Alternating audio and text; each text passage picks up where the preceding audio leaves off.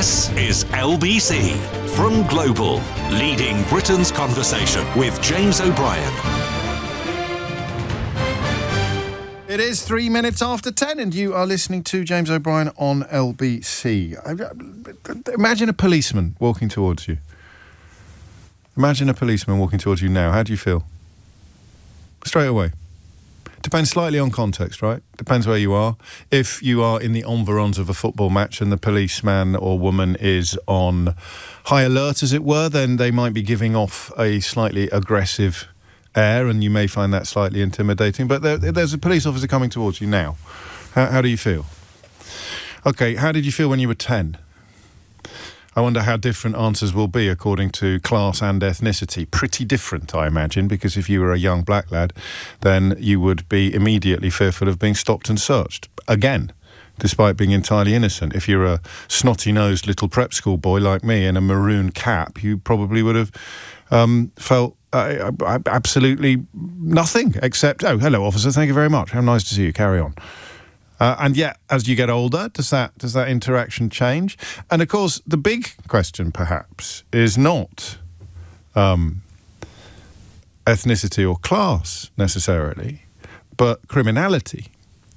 Here is a police officer coming towards you. How do you feel? Well, I've got next door's electricity money in my pocket, or I've got 26 cream eggs that I just nicked from Lidl in my pocket, or I'm on the run because I battered somebody last week. Do you see what I mean? That is going to affect how you feel when the police come towards you. You are wanted. You could be fearful that you've signed up to an organisation that you thought was entirely innocuous, and you're now running the risk of being done for terrorism. There's all sorts of things that you might be worried about. But would you be worried if it was a camera pointing at you and you had nothing to fear or indeed to hide? I try again. Have another think. Go on. Who would be worried about that camera today? We'll talk about possible futures in a moment. But who would be worried about that camera today?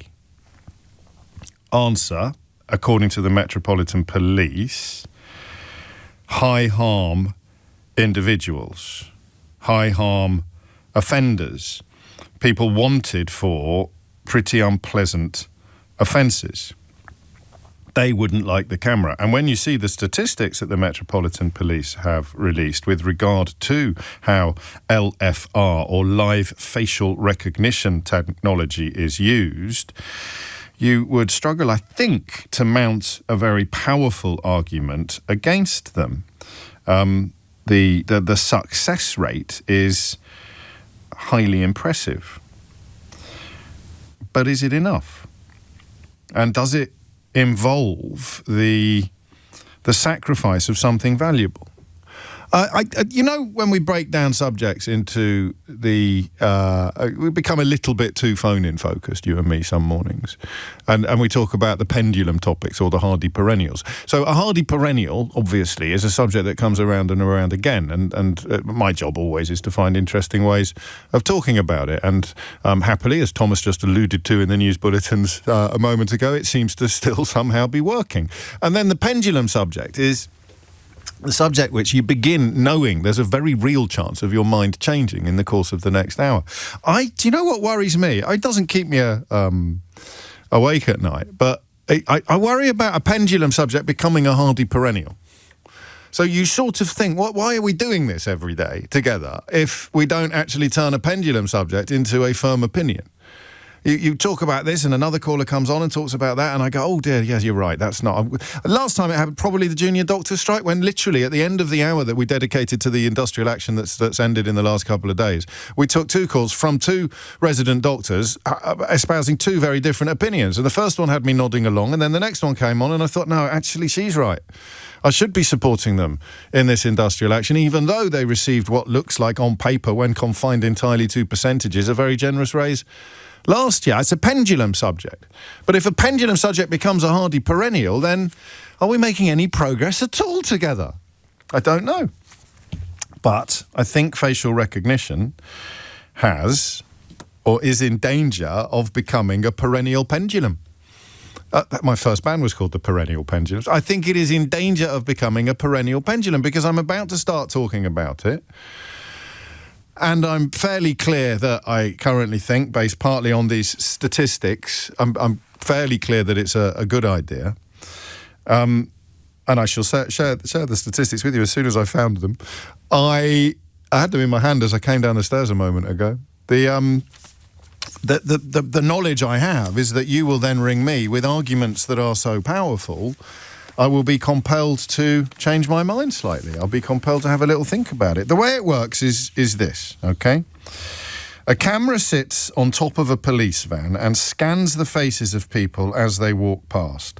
It immediately assesses them against a wanted list and alerts officers on the grounds there is a match. So you are wanted for something, as yet unspecified. You walk past one of these cameras perched on top of a van, and if the technology beeps, then you will get your collar felt. You will be invited to step aside, sir. 773 charges or cautions for 1,000 arrests. It has used live facial recognition to undertake 1,000 arrests, and that led to 773 charges or cautions. Now, listen, come here a minute. I've got a bit of a problem with authoritarianism, and I don't know where it comes from. It's almost certainly linked to public school or something like that. But I find all of my liberal credentials swimming against the regard for authority that I have. It's really, really weird. And I don't get it, because I had no regard for authority at all when I was at school. But I clocked fairly soon after starting this job that, I even subscribed for a while to the if you've got nothing to hide, you've got nothing to fear school of thought. That's what I used to think. And you pointed out to me that meant I was giving PC Plod permission to march into my house and rifle through all of my private belongings and drawers, because if I had nothing to hide, I'd have nothing to fear. What if I fear having PC Plod rifling through all my belongings and drawers? That's drawers as in chest of drawers. Right, I suppose it'd be rifling through all my drawers of whatever description. And I know that is something that you need to guard against. I know that authority can be your enemy. Look at the ICE department in the United States of America. They're essentially now advertising for psychopaths to join so that Donald Trump can deport 1 million people a year who are tax-paying in large part decent, hard-working citizens, but just a bit foreign. So you know that authority can do terrible things to you. The most terrible things always happen when the terrible people are actually in authority. And the powers that you give to the people in authority when things seem okay can still be used by the terrible people when things do not seem okay. It's something for which I think I will always be grateful to Suella Braverman for, reminding me just how hideous an ideologue can end up as Home Secretary, say, and do terrible things despite being possessed of terrible opinions and very little brain. You bring in a law with good intent, and it ends up being something that can be used with very bad intent by bad people. So I know what the objections are, but and I know I've got this weird, almost fetishistic. It's not fetishistic in a sexual sense. Please don't worry about that. But I've always sort of thought, I think probably because the teachers that got the most out of me at school were generally, but not always, among the strictest teachers. I don't know whether you were the same, but I needed very strong discipline in class in order to knuckle down and pay attention. I also flourished under love and affection, warmth and care. But I think back to the strict teachers, and I think, I'll tell you what we need strictness. And I also believe in the power of deterrent. But I don't know whether or not this is the end of the debate. 773 charges or cautions. So, of course, a charge doesn't lead to a conviction, but given that this is identifying people wanted for alleged crimes, I suspect that the percentage of people charged is fairly high as well. Caution is a kind of admission of guilt in a sense, or a register of guilt. 773 out of 1,000. Oh, that's wonderful. What if you were one of the 227 that had their collar felt despite not having done anything wrong? Well, that's okay too, isn't it? Thank you, officer. No, I'm not John Smith. My name's James O'Brien. Can you prove that? Yes, I can. Here you go. Here's my ID. Okay, you can be on your way. Do you know there's a bloke called John Smith? He's a right nasty so-and-so. He looks just like you. The technologies are going to get better and better. I know at the moment it has a bias, an ethnic bias, I think, that it is more likely to misidentify someone of colour than it is someone white. So that alarm is off as well. That alarm is beeping a bit in the background. It's all very well for you. You're not going to be mistaken for anyone else, to which I've got two responses. The first is, have you not seen the bloke in the Specsavers advert who mistakes his hat for a cat? And the second is, you're right, I am less likely than, well, certainly at the technology in its infancy. I don't know if it's still the case now, and I'm confident that it will improve.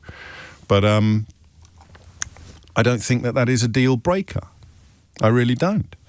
So what do you think? I mean, seriously, do you know what I'd really like? I know that it won't happen, but we get to 11 o'clock today, and we can park this one. And when we come back to it in the future, I will be absolutely adamant that it is a good or a bad idea, and I can do I can go in with my pads on and my cricket bat. Because I like those topics. I like the topics where I arrive at the crease, ask for middle and leg, and then invite you to start lobbing whatever type of balls you want to lob at me, and I either get bowled out, or LBW, or I start skying sixes over the pavilion roof, or I need a nice little dink to mid on. Whatever it may be, I don't necessarily want this hardy perennial to continue to be a pendulum. I'd like it to deliver some sort of certainty, and that's going to depend on your perspective. Because my perspective is of a white middle-class man who's highly likely to be arrested for anything, or highly likely to be moving around surreptitiously while being wanted by the authorities. And I like the idea of a camera helping the police clock everybody who they want to talk to about alleged crimes, people who are essentially hiding from them already. And the news that the Met is keen to deploy it at the Notting Hill Carnival, an event that I used to attend religiously and which I hold in great affection, doesn't really change my view. Quite the opposite. It might make the Notting Hill Carnival even safer than it is now. The technology has been piloted for 2 years. People suspected of strangulation, stalking, domestic abuse and rape have been identified.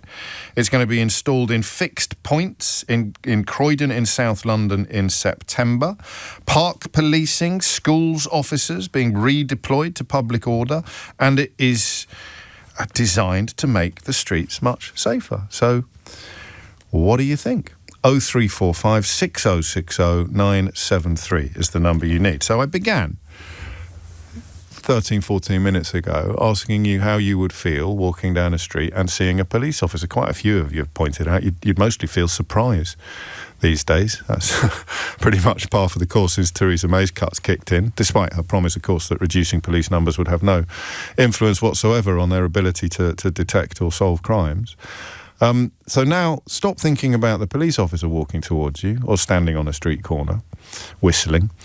I don't think I've seen a copper whistle anywhere except on television, but I digress. Now just imagine a camera. You're walking down a road at any point between now and curtains, all right? At any point in your life. It could be a Priti Patel in number 10 Downing Street. They could bring back Boris Johnson. It could be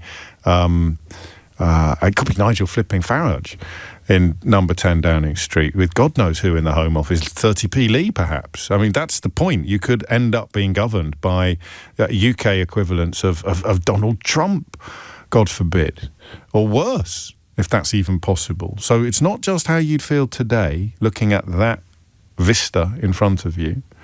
It's how you'd feel tomorrow and the day after that. When you walk down your high street, your home, and they're not going to spread out that much, but of course once they start you don't know how they stop. What do you feel? do you feel different regarding the cameras than you do regarding the human beings? And remember, there are human beings manning the cameras, but you take my point. Graham points out, or rather Gareth points out, that a super recogniser could be standing on the street corner or watching CCTV footage with the ability to...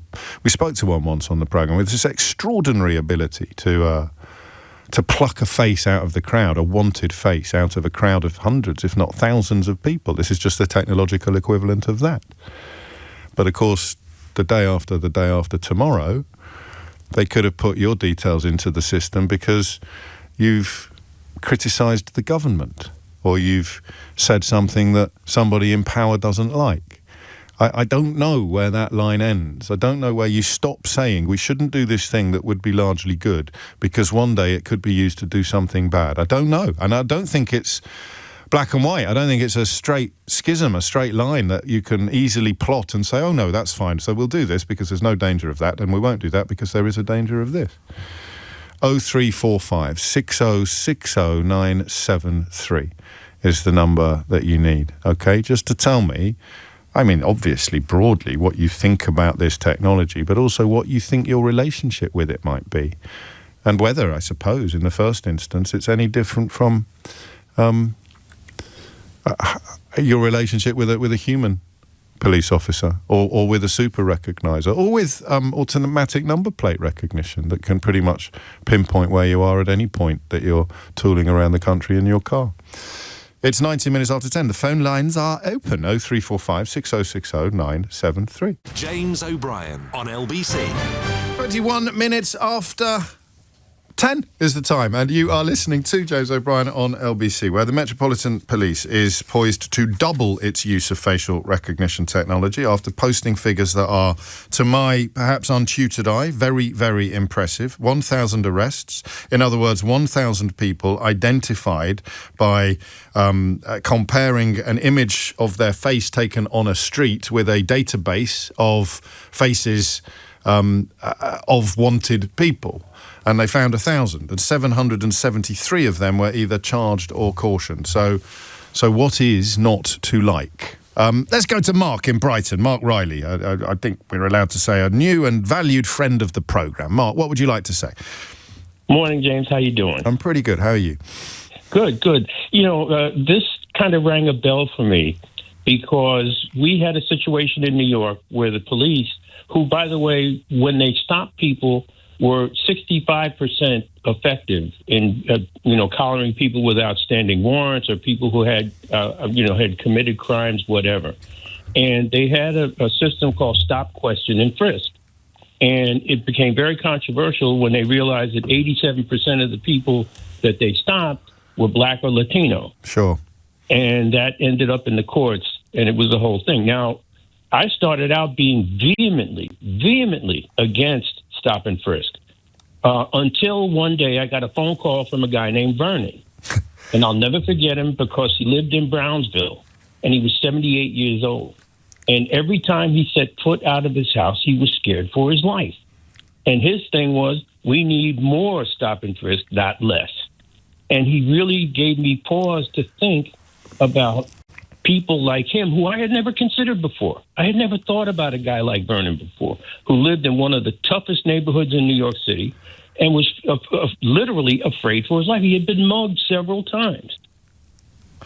But that, I mean, does it make him safer? And is his peace of mind a price worth paying for the paranoia and persecution of entirely innocent people who are being treated I mean, we're slightly off track because Stop and Frisk is not the same as the camera technology, but his peace of mind is a price. The price we pay for that is the paranoia and persecution of perfectly innocent people, to a point where they could be turned against and alienated from the police and even society at large for the rest of their lives. Well, that was happening anyway. Okay. But in Vernon's case, it was a matter of literal fear. And it was a black man afraid of other black people. So it was kind of, but see, when it comes to facial recognition, because I do want to put that on. Well, in a way, you already have, because facial recognition technology is far preferable to what you've just described.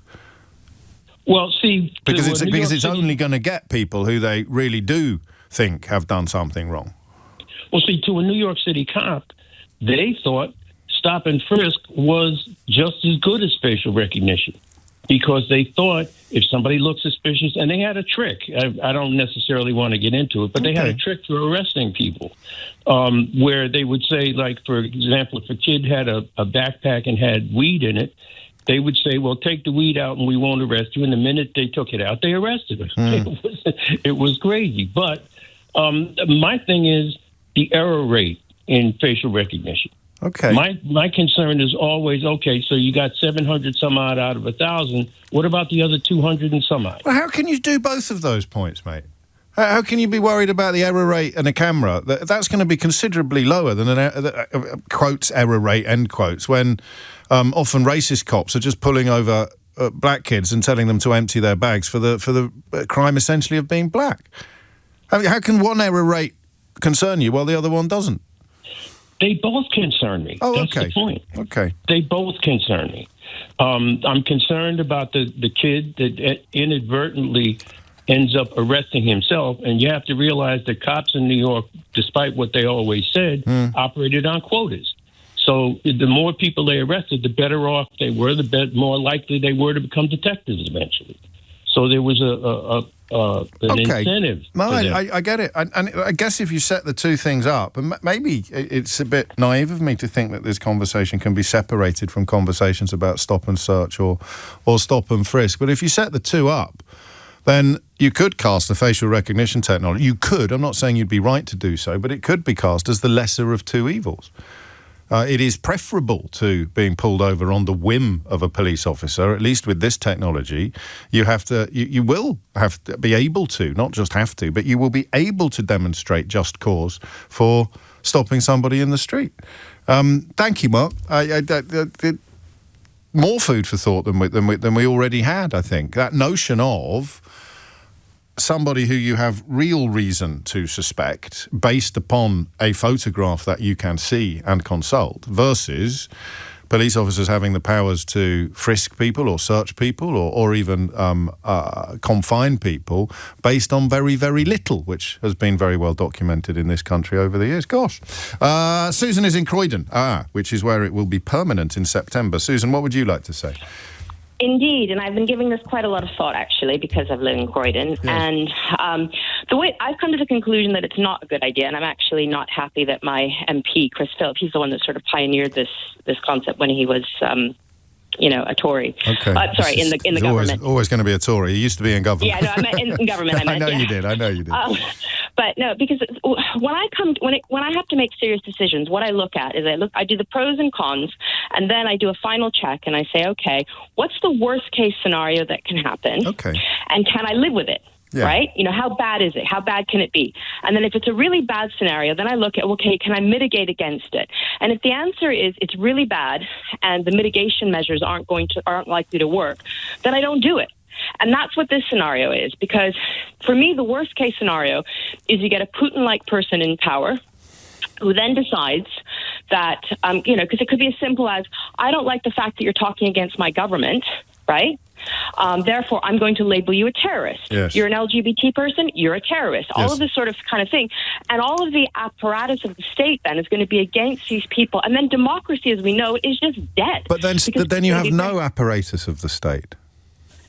No, we have the current apparatus of the state that we've been working on now. But the worst case scenario there is that you get a Putin-type figure coming into power. And yes, but at least he can't surveil every step that every person is making, because then you actually give the insurrectionists, if you want, the ones that are going against the tyrant, the ability to perhaps to organize and find a way of overthrowing a tyrant. So we could call this the Hunger Games paradigm, couldn't we? Really. I'm not being glib. Yes. I mean, it is literally, you are envisioning a future dystopia where elements of the population want to rise up against the regime, the oppressive, dictatorial, deeply sinister regime, and their ability to do so would be enormously compromised by facial recognition technology. Exactly. And the thing is, it's not... I would have agreed with you once, and I don't know why I don't agree with you now. Balaclavas. Wear a hat. Cover your face. Tell people, Okay, fine, but everybody has to wear. If you see a whole bunch of balaclavas coming down, you know that something is going on, and it's a target for them. Yeah. It's making it harder. You're making it too easy for the government to work against you. And I think that's what it is, then, isn't it? I mean, it really is how much. Well, I don't want to say paranoia because that's not fair. Fear. How much fear you have. It's realistic. It's realistic, James. It's not paranoia. If you think about, look at what nobody thought anybody would prorogue Parliament. Nobody thought Boris Johnson would do a lot of things that he did because there was the handshake and the, we're good people kind of thing. It's not. We've already had glimpses of it now in the UK, and we've had it full-fledged in Russia, and now increasingly in the US. So it is very realistic. It's not paranoia. Well, I mean, it could be. We can't win this conversation, but what we can do is wonder whether or not that is the beginning and the end of the discussion. Is that your view of this technology will depend entirely upon your view of the future, the possibility of the United Kingdom. Not the future. Not my view of the future. My view on what humanity is capable of doing. In the future.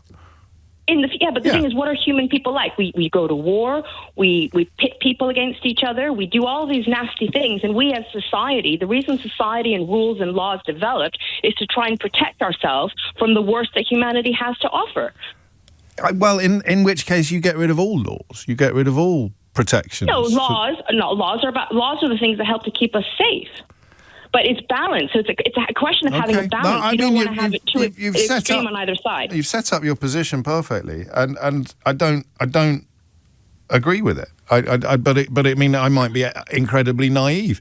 I suspect if you're proved right, we're going to be too busy running for the hills to start gloating about that gob on a stick on the radio who told us this could never happen. But if we have learnt anything over the last few years, those of us who subscribe to the "this could never happen," or to paraphrase Upton Sinclair, "it couldn't happen here," have been proved wrong about quite a lot of things, but not the really, really big things. I don't know. I mean, you've got people now in positions of prominence in politics and in the media who seem to be thirsting even for race riots on our streets, and if they were to end up in power. Someone compared what some of Farage's lot had to say about Extinction Rebellion or Just Stop Oil to what they have to say about the people undertaking pogroms in the aftermath of the Southport riots, and the difference was incredible. The difference was incredibly stark. I'm sure people would put that to Nigel Farage if they were interviewing him, because the hypocrisy is off the absolute charts, as is, of course, the claim that he's here to protect women, while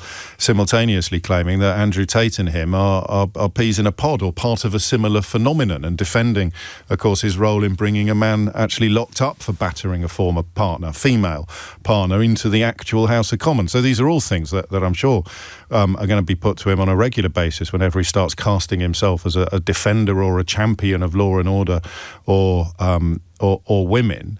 But I don't, at this point, fear the future that Susan describes. Is it? I mean, I don't want to personalise it for Susan, but is it silly to say we don't want these laws that will protect us from these criminals because of what somebody at some unspecified point in the future might do with them? Tom goes a little further than me. Oh my goodness. What if? Is this caller for real? No, we don't want facial recognition in case a Putin character comes into a UK democracy where we currently can't even get welfare reform through the House of Commons. This is so far from reality, it's unreal, says Tom in Cardiff. To which I suppose the only response, mate, is, yeah, but what if she's right? 0345 6060 973 is the number you need to tell me how you feel about the prospect of living in a country where there are cameras just double-checking that you're not wanted for any crimes. And if you are, it's a tap on the shoulder time. I put it like that. What is there to worry about? Now you listen to Susan, answer quite a lot. Here's Thomas Watts with your headlines. James O'Brien on LBC. I'd tell you something. I think that my hopes that this would cease to be a pendulum topic are going to be dashed unless something extraordinary happens between now and 11 o'clock, because I don't think that it is inappropriate or irresponsible to dismiss what Susan said, i.e. there's no danger at all of what she describes happening here. And if there is, then surely, as Scott points out, the future sinister government would just bring it in regardless, wouldn't they? Do you see what I mean? So you can say, look at what's happening in China, and a couple of you have, or Russia, but we don't have that kind of regime here. And if they got in, if a regime like that got in, they would bring in whatever oppressive... Is that a zinger? I think that's a zinger, isn't it? I think that displaces or destroys most of the arguments against it that are based on a possible future dystopia. And then I read this from Emma, which sets my pendulum swinging again. You say future dystopia, and future is the problem here. Only ICE are allowed to cover their faces in the United States of America. Anyone else doing so is a terrorist. So the people rounding up humans, often entirely innocent humans, deporting American citizens, remember, this isn't an opinion, it's counting. That's happening in the United States of America. They go on, this is not the future, this is happening now. The technology changes, but the behaviour stays the same. And then it gets a bit personal, frankly. Your wild seesawing is just you being uncomfortable because you know deep down that the government watching your every move is an Orwellian nightmare. You guys didn't think Trump would get in the first time round, let alone the second. I did think Trump would get in the first time round, actually. I felt that the kind of tidal waves of Brexit-style misinformation were going to start lapping up against all sorts of places after we somehow ended up showing the way towards destroying truth and reality on a democratic domestic scale. But that's a conversation for another day. That falls apart as well when I say, OK, so there's a future Orwellian nightmare on the horizon. So we shouldn't do this thing now when there isn't an Orwellian nightmare in Downing Street. Because guess what happens when an Orwellian nightmare gets into Downing Street? They introduce stuff like this and loads more.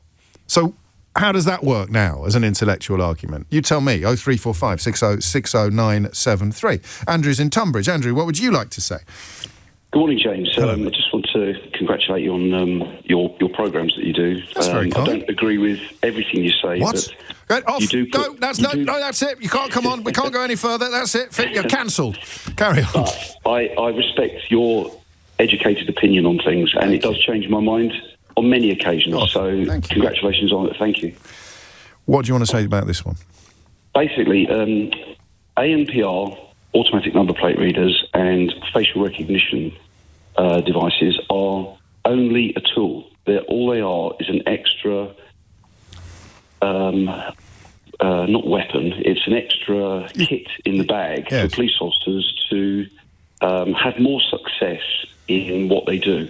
It doesn't replace police officers. And I think automatic number plate readers were thought to replace all the police officers that used to drive around and do random stops on people. It doesn't work that way. And when it's successful, when it's good, when it's working, it is unbelievably good. It is really useful. But the other thing you've got to consider is when it's being used, it will be used generally on an operation where you have multiple police officers who are able to stop the people that set off the alarms on these devices. Yes. And that is where things can go wrong, is if people are polite and they explain why someone's been stopped. I don't think many people would have an issue, particularly if it was just, I've been stopped in my car, the information on the car is old, or the information I put on to say that my number plates have been stolen 2 weeks ago. Thank you for stopping me. I know you're looking for the people that stole them. Facial recognition, and that is easier to stomach for somebody, for anybody, than the fear that you've been pulled over because of a characteristic or an attribute, most obviously ethnicity. Yeah, but we have genuine reason to believe that this car is dodgy, or we have genuine reason to believe that you are someone we are looking for. And quite often it would be the person that reported their number plate stolen, the person that reported their car stolen, is the one that's being stopped.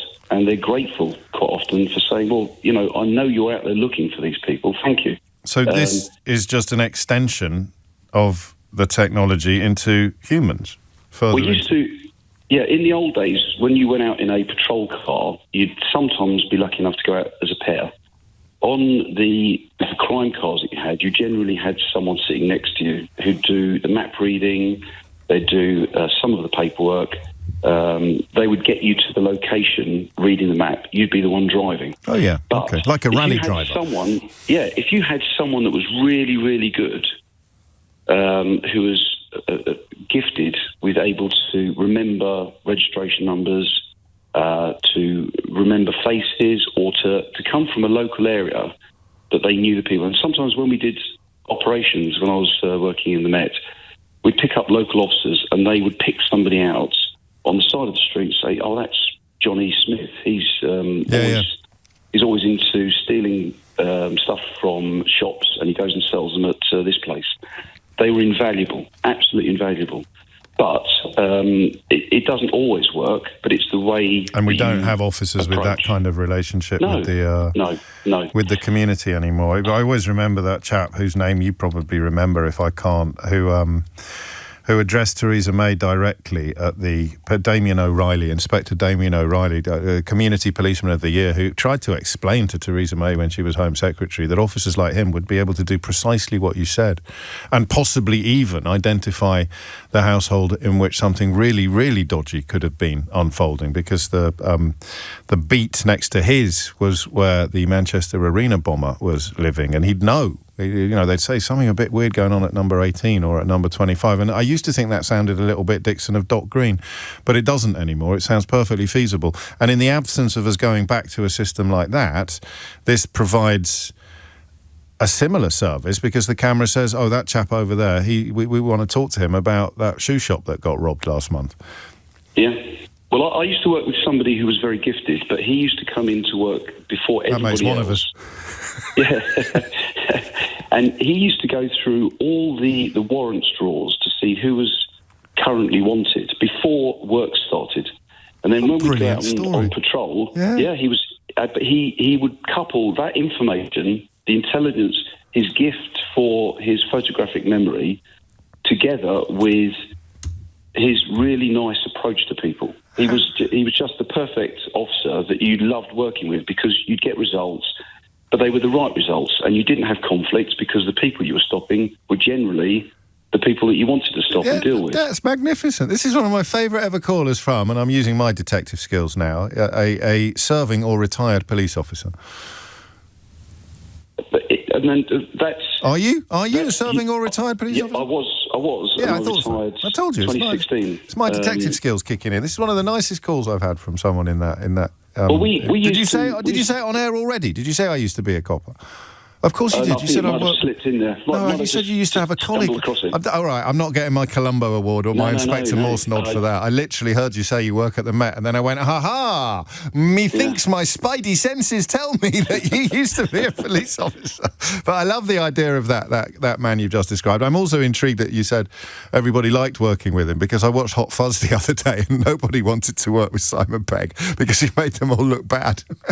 But you don't want to work with someone that just you can calm the situation down, and then somebody steps in with all the bravado and the whatever. Well, I've got it, and that would be the same with the men the women in the van with the camera on top of it, because they could be making a mistake. Don't generally have the contact. They don't have the contact with the public. They'll be putting the information up on the radio. It's the people that receive the information saying, "Oh, the guy in the red T-shirt with the black hat who's just walked past the bus stop, he might be wanted for such he might be Johnny Smith." Yes. And it's their interaction, the officers' interaction with them is the crunch for whether it's a successful stop or whether it's not. And that's where officers like you and your former colleague would be the benchmark, ideally, the example that we'd hope other officers would follow. Andrew, thank you. Terry's been in touch. He said, "Wait, what? This caller worked with Columbo?" No, mate. But equally, Johnny Smith is taking a bit of a shellacking today, so we should probably lay off and come up with another pseudonym, Joe Bloggs, perhaps. Andrew, thank you. I really, really enjoyed that, and I feel that my pendulum has swung once more.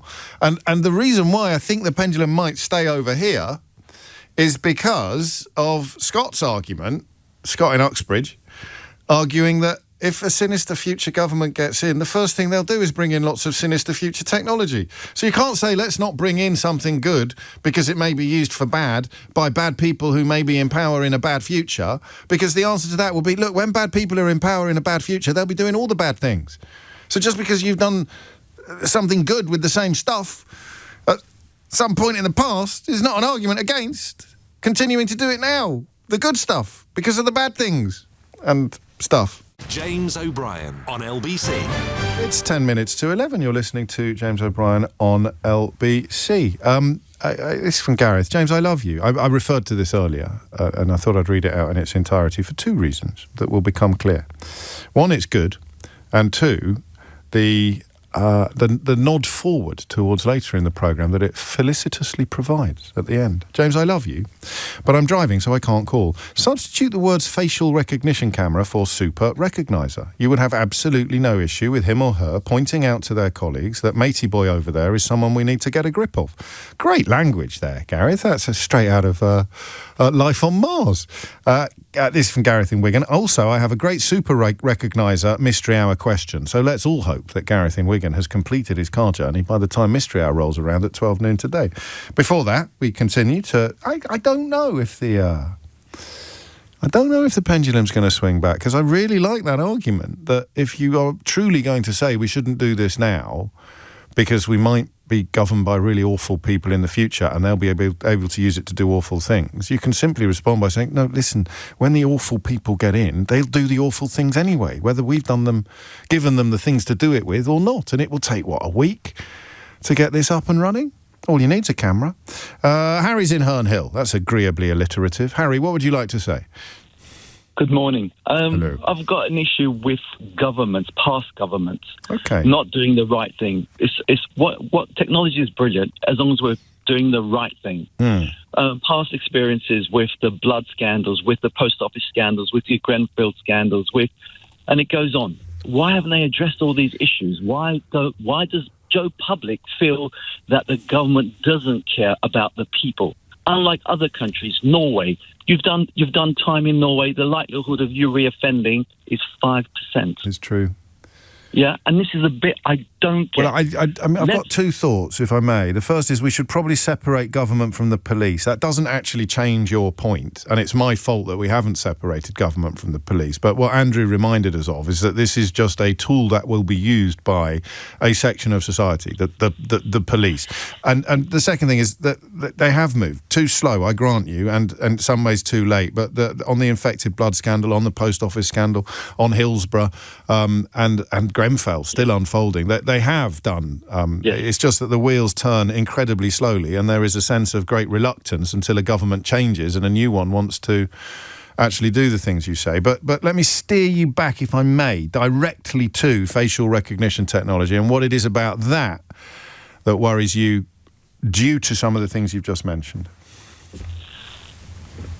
What worries me is the individual doing the right thing, the individual person, the way they treat Joe Public. Yeah, I've been arrested, detained for many minor things, major things, and never got the wrong person. Yeah, it sometimes it's infuriating, or you're proud that they stopped you because the police are doing their jobs. What? Yeah, how long does it take them to establish that they've got the wrong person? 5 hours last time. Are you desperately unlucky, Harry, or is there something else going on here? No, definitely unlucky. The police weren't doing their jobs properly, basically. Okay. Well, if there was a photograph of, wouldn't you be safer if there were photographs of the person they were looking for, and you could go, hang on, that's not me. He's got a mole. He's only got one ear. Yes. What are you talking about? Well, they were looking for somebody taller and darker skinned. Well, a photograph would help you. This technology is your friend. James, I hear what you're saying, but we're Great Britain. We should be leaders in everything, in all departments. Yeah, we should all be proud. And I feel that the governments. I hear what you're saying. Police and government aren't the same. Yeah, but the government passes a law and the police have to implement them. But they need the resources. They don't have the resources. Police cells are full. Yeah, that's an element of the conversation that we have skipped over.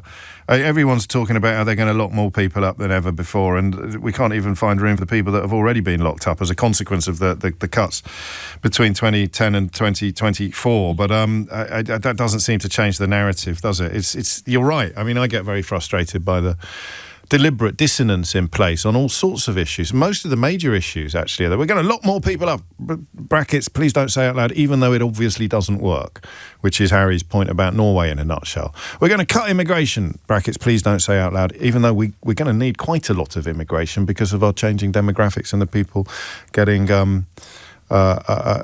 older. I don't know what the exact numbers are. Harry said that recidivism, reoffending, is 5% for people who have been in prison, but I do know that Norway has one of the lowest crime rates on earth. 10:55 is the time. John's in Barnet. John, what would you like to say? Yes, good morning, James. Hello, Thanks John. for taking my call. You're very welcome. If I could try and throw in a few points, some of which you've touched on, one or two that perhaps you haven't. Uh-oh. With regards to... oh, good, I promise. With regards to live facial recognition versus super recognisers, the live facial recognition is actually gathering biometric data, not necessarily with users' consent, whereas a super recogniser is not. Now, first of all, only in so far as it is kept or not kept on a record, right? And I know that's quite a big thing, but that's the only difference, because the super recogniser is remembering what they've seen. They're just not committing it to a floppy disk, he says, sounding about 163 years. They're not committing it to an archive, except in their own head. Well, if we rewind slightly from that... You're very polite. Well, the golden thread of our legal system, as I've been told, is that you're innocent until proven guilty. Yes. Whereas live facial recognition doesn't work on that basis. There is a presumption of potential guilt until such time as innocence is deemed to be the case, or at least this is philosophically fascinating, because it is only... if you're innocent, you wouldn't be scanned. No, but if you're innocent, you wouldn't be scanned. Yes, you would. Well, they're scanning everybody. If you're innocent. Well, the thing is... They're scanning everybody who walks past the camera, so if you're innocent, you would be scanned. Well, anybody who's presenting to the camera in such a way that the camera can capture reasonable image... That includes innocent people. Including innocent people, some of whom will be misidentified. The statistic I think you started off with, which was the number of arrests or cautions, doesn't actually give an indication, as you rightly pointed out, the number of people who may be convicted at the end of the process. No, we don't know what it would be with super recognisers either. Do you like it or not like it? Well, I'm in a rather tricky position because I advise on CCTV, and therefore I have to look at it from both sides. Of course. What I have a problem with is, first of all, the technology and the way in which it is designed. Yes. I'll give you a very quick example of how you can make it more acceptable, and that is if all faces that are captured are redacted and only decloaked if they match against the database, then that works in a far more acceptable way, particularly from a privacy perspective, even though there is no legitimate expectation of privacy in a public place. I mean, I don't want to sound naive, but they've only got my face. They haven't even got a name linked to it necessarily. If I'm innocent and I walk past the camera, why should I fear that? If you're misidentified? Well, I'll prove it in a minute. If you can. Of course I can. I'm James O'Brien. I'm on the bloody radio. Well, you're famous.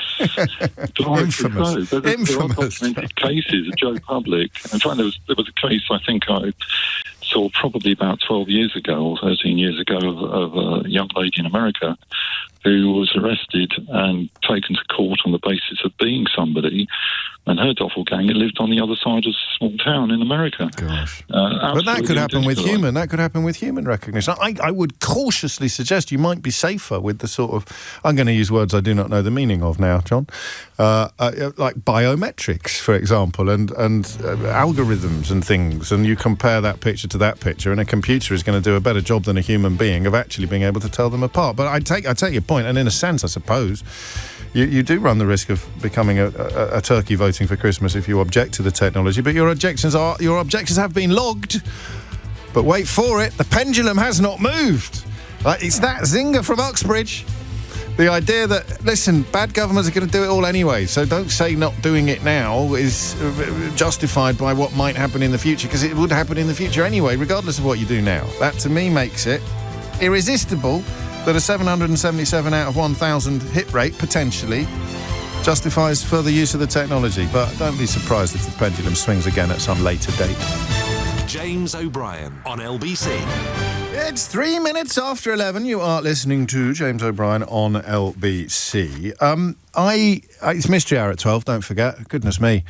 Some light relief from the unleavened diet of misery that seems to constitute misery and difficulty that seems to constitute the news at the moment. 3 after 11. I've got a missing word round for you. I haven't done one of these for a while. You ready? Tate blames blank for plunge in visitor numbers. This is very on brand. That's the only clue. That's the only clue I'm giving you. All right, it's the only clue I'm giving. Well, I'll give you another clue. It's not the bloke who Nigel Farage uses as a trusted news source and who he describes himself as being part of a similar phenomenon to, and who is currently facing charges of sex trafficking and rape and sundry other disgusting crimes. It's not that Tate. It's the one with the pictures. Tate blames blank for plunge in visitor numbers. What do you think it is? That's my only clue. It's very on brand. It's very on brand. 4 minutes after 11 is the time. I have got a bit of a confession to make, and I hope that it is enough to prompt a conversation.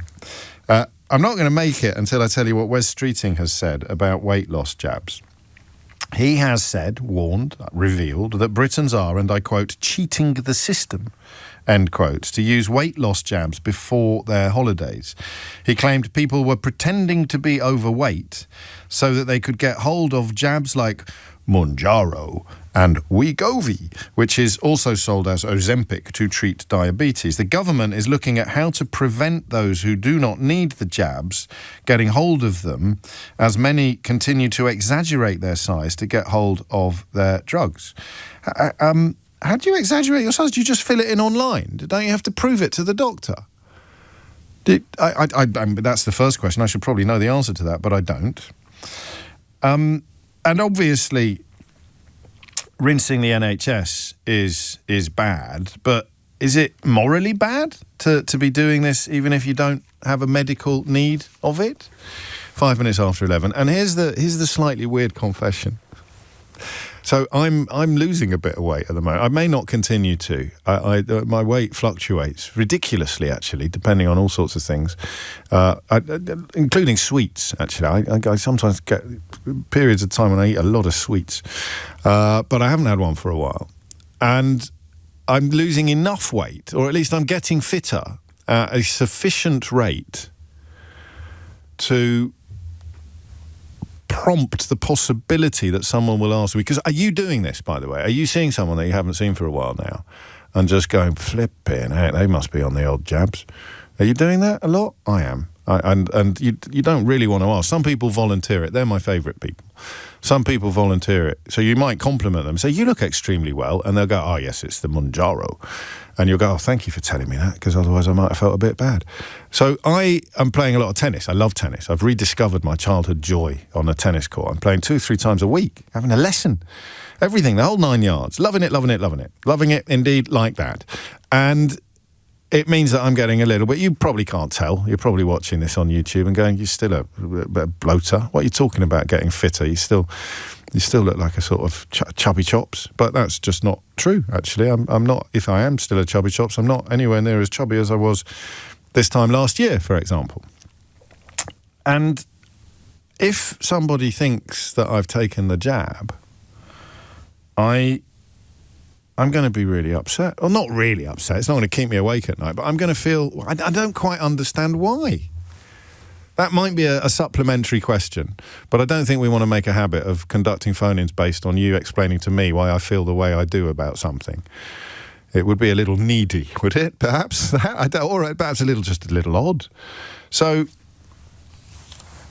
why shouldn't people use it for non-medical reasons? So I don't think this is an NHS issue. I think it's private. It's online pharmacies dispensing the medication to patients who have just completed online questionnaires or sent photos. So forget the moral argument about the NHS. And for the purposes of our conversation at least, forget also the possibility of the supplies running out for the people that need them, because I'll tell you something for nothing. They'll be pumping this stuff out of the factories at an absolutely phenomenal rate at the moment. I don't know when it's going to peak or plateau, but it's still a long way off, I would suggest. The NHS rollout alone is set to reach millions more people than it currently does. But there are two ways into this, really. Are you doing it despite not needing it? 0345 6060 973. And then two more questions. Are you doing anything wrong, if you ring in yourself to tell me? And then if you're not doing it, are they doing anything wrong? The people who are using it just for reasons of, shall we say, vanity or getting ready to go on holiday? That's what I want to know, okay? 0345 6060 973 is the number that you need. 16 to 24-year-olds who are not overweight, they have no good clinical diagnosis and they have no supervision. And Wes Streeting is explaining that they are cheating the system online, making out they're bigger than they are. They want to lose a few pounds before they go on holiday, so they are jabbing. To which I cautiously say to you, so what? I mean, what exactly is the problem here? Unless you're jabbing to the point of being unhealthy, in which case the problem becomes obvious, then surely everybody, it's a cusp, isn't it? How many times have we talked about cusps, you and me? The point at which a threshold or a cusp becomes problematic, because there'll always be someone who's just below it and someone who's just above it. In this case, by a gram, perhaps, or less than an ounce. If I was 4 ounces heavier, I'd qualify for the jab, but I'm not, so I don't. Well, I'm going to pretend that I'm 4 ounces heavier or 5 grams heavier, and then I qualify for the jab. What is the actual problem here? People using it to lose a little bit of weight without medical cause, on the one hand, and people using it to lose a little bit or a lot of weight, on the other hand, without a medical cause. The sustainability issue aside, I want to know what we think about the sort of morality of it, or the rightness or the wrongness of it. They're wasting their own money, says Chris, or not wasting it if they actually consider that this is a good thing to spend your money on. So I really want you to be honest. I won't tell anybody. If you want to give me a ring and tell me that you have got it and you haven't broken any laws or anything like that, so you've signed up for it. I thought about it. I'm not embarrassed to tell you, I did think about it. I think everyone, or not everyone, but you could certainly do with losing a stone. I go and have a little look at it. I went online. I couldn't quite work out, and I couldn't find the bathroom scales. I couldn't remember how much I weighed, but I don't think I'd have been far off the threshold for qualifying. Just get on the other side of that, do a year, do 6 months on it, and then bish bosh, you're sorted. And would that have been so wrong if I'd been a little bit under and I decided to inflate it a little bit over so that I qualified for it? I don't know. And then why does it feel, or why would I feel aggrieved if I did successfully get much fitter and you thought that I had taken Ozempic? Actually, that isn't it. Forget it's me. Let's not make it all self-right. Why would anybody feel aggrieved? Because I did a quick straw poll in the office, and 3 out of 4 of us would feel this way, and one out of 4 of us is very baffled by the feeling in the first place. But if you've actually worked hard to get fitter or thinner, ideally both, why would you feel aggrieved if somebody thought that you were using the fat jabs, using Ozempic or Mounjaro, or it's not Ozempic, is it? That's what it's called if you're treating diabetes. It's Wegovy. What's that about psychologically? The idea that I don't want you to think I've taken this tablet. I want you to acknowledge the fact that I've been sweating it out on the tennis courts for the last 6 months. Okay? That's my question. Are you doing it, and are you doing anything wrong?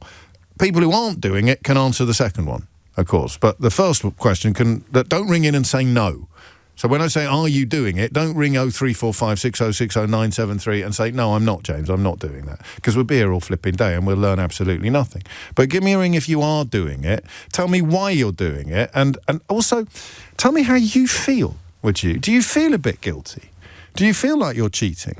Is it different from people who are in medical need? If you're in medical need and you're doing it, I don't know that you should feel guilty at all. But if you're not in medical need and you're doing it, should you feel do you, in fact, feel a little bit guilty, as if you are, I don't know, gaming the system, even when the system is your own body? This is going to be with us for forever. Please God, nothing horrible pops up. I mean, the regulation of medicines these days is the strongest it has ever been, but I suppose you can never rule out the absolutely unexpected. But the demand is off the charts. There are problems. There are fears with regard to demand and sustainability, but I would cautiously suggest that in a free market economy like ours, they'll just start making the stuff on such an extraordinary scale that they never run out. But if you're doing it and you don't need it, it's non-medical. Non-medical. What's the problem? 0345 6060 973. Do you feel guilty if you're doing it for non-medical reasons? And if you want to indulge an old man, then why do I feel? Why will I be cross? No one said it yet. I don't want to exaggerate. No one said to me, crikey. A couple of people said, "Oh, you're looking well." I said, "Yeah, I'm playing a bit of tennis." No one said, "Are you on the old as that?" I mean, do you say that to anyone? Would you say that to someone? I don't think I've said it to anyone. Who did I see yesterday? And I turned to Mrs. O'Brien and I said, I think she might be on the old, I think she might be on the old Mounjaro, but I'd not say it to her. If she then said to me, "You never guess what, I've been on Mounjaro." I said, "Really? And what do you say then?" Well, there's a whole new etiquette. Someone says, "I've been on Mounjaro," and you say, "Really? I had no idea." That's rude, isn't it? I hadn't thought of that. This is a 21st century etiquette problem. So I was like, "I've been on Mounjaro," and you go, "Oh, I didn't think you were fat." No, not that. Oh, I had no idea, which is saying you're still fat.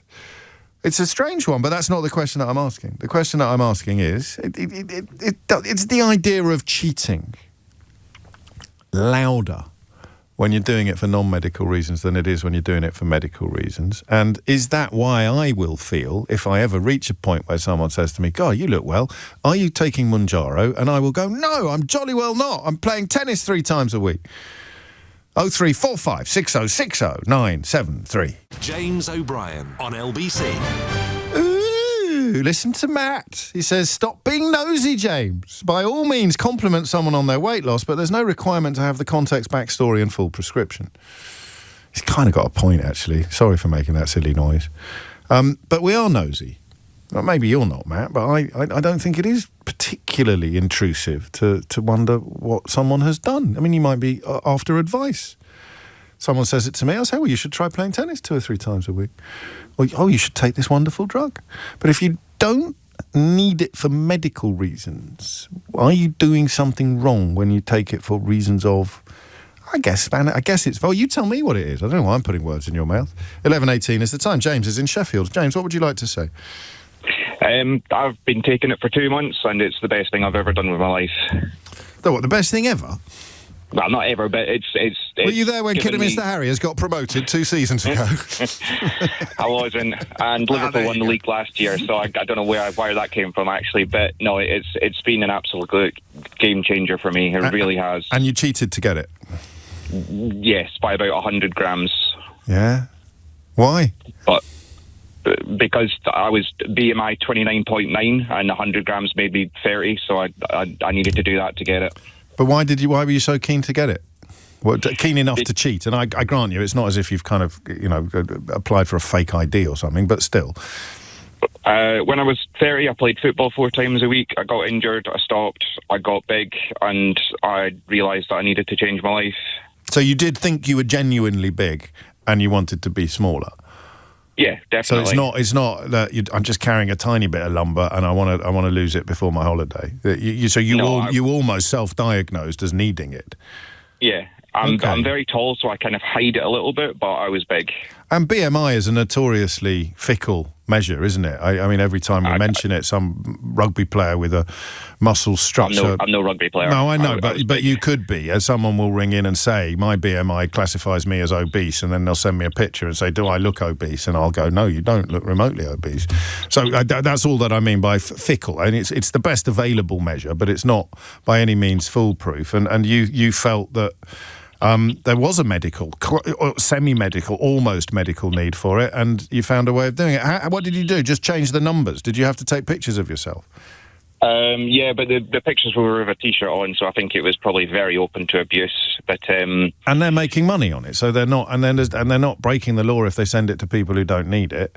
So why would they overwork themselves on establishing whether or not you do have a proper diagnosis? You don't need to go to the doctors. You just sign on, fill in your BMI. Oh man, I sound like I'm advertising it now. No, I don't want to do that. I really don't want to do that. No, I mean, for the right people, it's a miracle. For the wrong people, it's probably not good.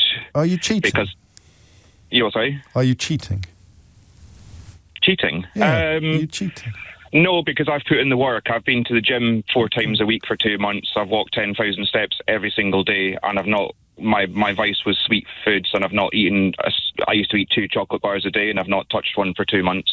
So you would have lost weight anyway, but the majority has made all of that easier to do. The best thing the drugs do, and it's the only way I can describe it, is when you hang on a minute. I always have this idea in the back of my head that someone's just turned on the radio and that person just heard you say, "Hey, I tell you the best thing about drugs, James." So we're talking about very specific weight loss drugs here. Carry on. Apologies if I'm promoting, but the best thing about it is when it's 8 o'clock at night and you're watching TV and you think, I could just do with a sandwich or a bit of bread or something. That thought is gone.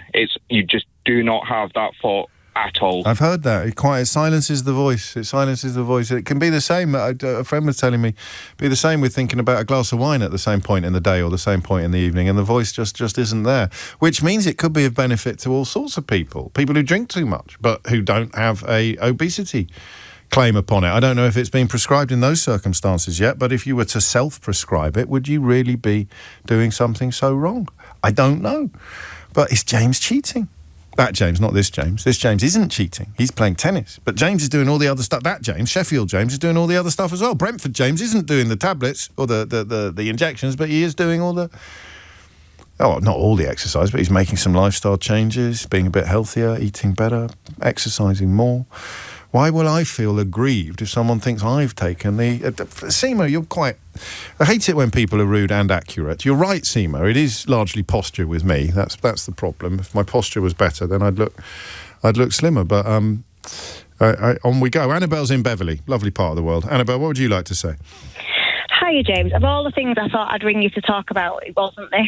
But well, it is. Here we go. Yeah? Well, I'm glad you have. Well, I've been on Bonjara for about 3 months.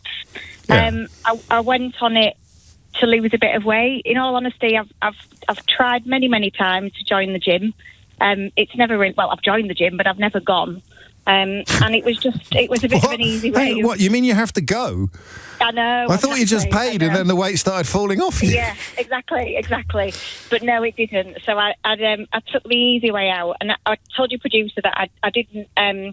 I wouldn't have qualified for it. If I'd have gone to my GP, I wouldn't have qualified to get it. My BMI wasn't high enough. But with a little help from my husband and some digital scales, we were able to clock his weight on it. And then that was the picture I sent in of how much he weighed rather than me. And that's all you needed to do? Yeah, well, I had to take some pictures of myself as well, but you can take unflattering pictures. It's not too difficult. And to be honest, I don't think it's... I suppose the moral side of me is I know that it's not kind of vetted in the way that it should be. I've got a lot of friends who take it who also don't need to. They've gone on to online pharmacies and they've been told that they don't qualify for it, but then have still been sent it. Really? Yeah, I mean, that's one case I know of. That's one. And in your circle, yeah, I mean, roughly, how many, what sort of out of 10 friends, how many might be doing what you're doing? Well, I've got 1, 2, 3, I know 4 other people at the minute that take it. Who probably wouldn't get a diagnosis? No, they wouldn't, 100%. See, I want to make it absolutely crystal clear that we're not encouraging or endorsing this kind of behaviour. But I'm interested, I'm very interested, journalistically and personally, in how widespread it is. And, I mean, if we were to take you, and of course the plural of anecdote is not data, as I say almost every day, then it's absolutely rampant. Yeah, it is. And in all honesty, since I've been on it, I wouldn't ever pretend that I wasn't. I've always been really open and honest about it. I've lost nearly 2 stone and I feel so much better. Is that enough? I mean, yeah, it is really. I mean, I'm slightly worried about coming off it because it's just like your gentleman previously. I don't really want to have those like cravings again, you know, to be like on an evening. Especially what it's really helped with is that I barely drink. It's put me off alcohol. I've heard that a few times. Yeah, I think my sort of my life. What I've not done is got into good habit. So your gentleman caller before. Don't call him my gentleman caller. It makes it sound like he's creeping. He's creeping round the back when my husband's out. Carry on. He's obviously clearly done the right thing and got himself exercising and things. I really haven't. I've just really done it the easy way. Okay. I do feel an awful lot better for it. Well, and is there any guilt? Is there any sense of cheating? No. Do you cheat at Monopoly? Do you cheat at other things in life? No. Are you a comfortable cheat? No. God forbid, but this doesn't feel like cheating. No, I think because I'm paying for it. You know, I'm not getting it. I'm not getting it for free. I've not gone, and I think the amount of people that I know are also doing it kind of waters that down a little bit. Any feelings that I might have had about that. No, fair enough. I know I've cheated in the sense that I'm not doing it the right way, you know. I'm not, and I, like I say, when I come off it, I'm not going to be like, oh, I'm in all these brilliant habits. Well, you say that, you know. If you, I don't know how much you were drinking before, but if you've pretty much knocked that on the head, not huge amounts, but enough to notice that you're not doing it anymore. So that's a good habit. That is a different habit that you've done, albeit that it hasn't. I tell you what it is, and you've really driven this point home. We're programmed to think that there's no gain without pain, and you haven't felt any pain, which is why you said you haven't developed any good habits, but you have. I mean, imagine if you had been drinking more than you were and you ended up where you are now without any pain, it would still be a gain, but we're somehow conditioned to think that there can't be gain without pain, aren't we? Yeah. It's a mantra. I mean, they shout it in gyms. Or possibly they don't. I just saw it in a movie, but everyone's familiar with the phrase, no gain without pain. So maybe that's where my slightly moralising questions are coming from. Do you mean no pain without gain? Well, I haven't been taking this tablet. I've been enduring pain. It's the Catholic in me, isn't it? Again, it's the Catholic. Pain. There's pain. Okay, yes, pain. And you've got all the benefits of what I've suffered to achieve without enduring any of the pain. 11:27 is the time. Annabelle, thank you. Simon's in Northampton. Simon, what made you pick up the phone? Hi, James. First time caller, by the way. So be nice, be gentle. Always, mate, always. So, of all the things that I thought I'd ring up about... Why is everyone saying that? Why? It's an interesting subject. It's the new parking tickets. We talk about it a lot. No, so pretty similar to your other callers, me and my partner decided to take it just because we'd had a load of holidays, put a lot of weight on, and I was sort of semi-interested, you know, scientifically how it works. Some friends of ours had tried it and sort of convinced him mainly to sort of do it, and I said, you know what, I'll do it with you. But I've got to call up some of your other callers. It's not been no pain for us. Right. It's great in how it works, but I've had enough, and this is our last week on it. This week, this is our last. What have you had enough of? Well, I don't know about you. I like food. I like. You know, I wake up thinking about sausages and cheese on toast. Sausages, and sausages. Pie. You wake up thinking about sausages. Oh yeah, absolutely. Yeah. What, breakfast sausages? Yeah. No, love it. It takes all that away because you end up having a thought about sausages and then thinking, oh God, no, I don't so you want that. your voice back. You want the voice in your head back. I want to be greedy again. But will you pile the weight back on again though? Literally every single person. I was at a conference thing last night. Yeah. Every single person had that same question. Every single person that we talked about it had that same question. And what did you say? Well, I hope not, because otherwise it's pathetic.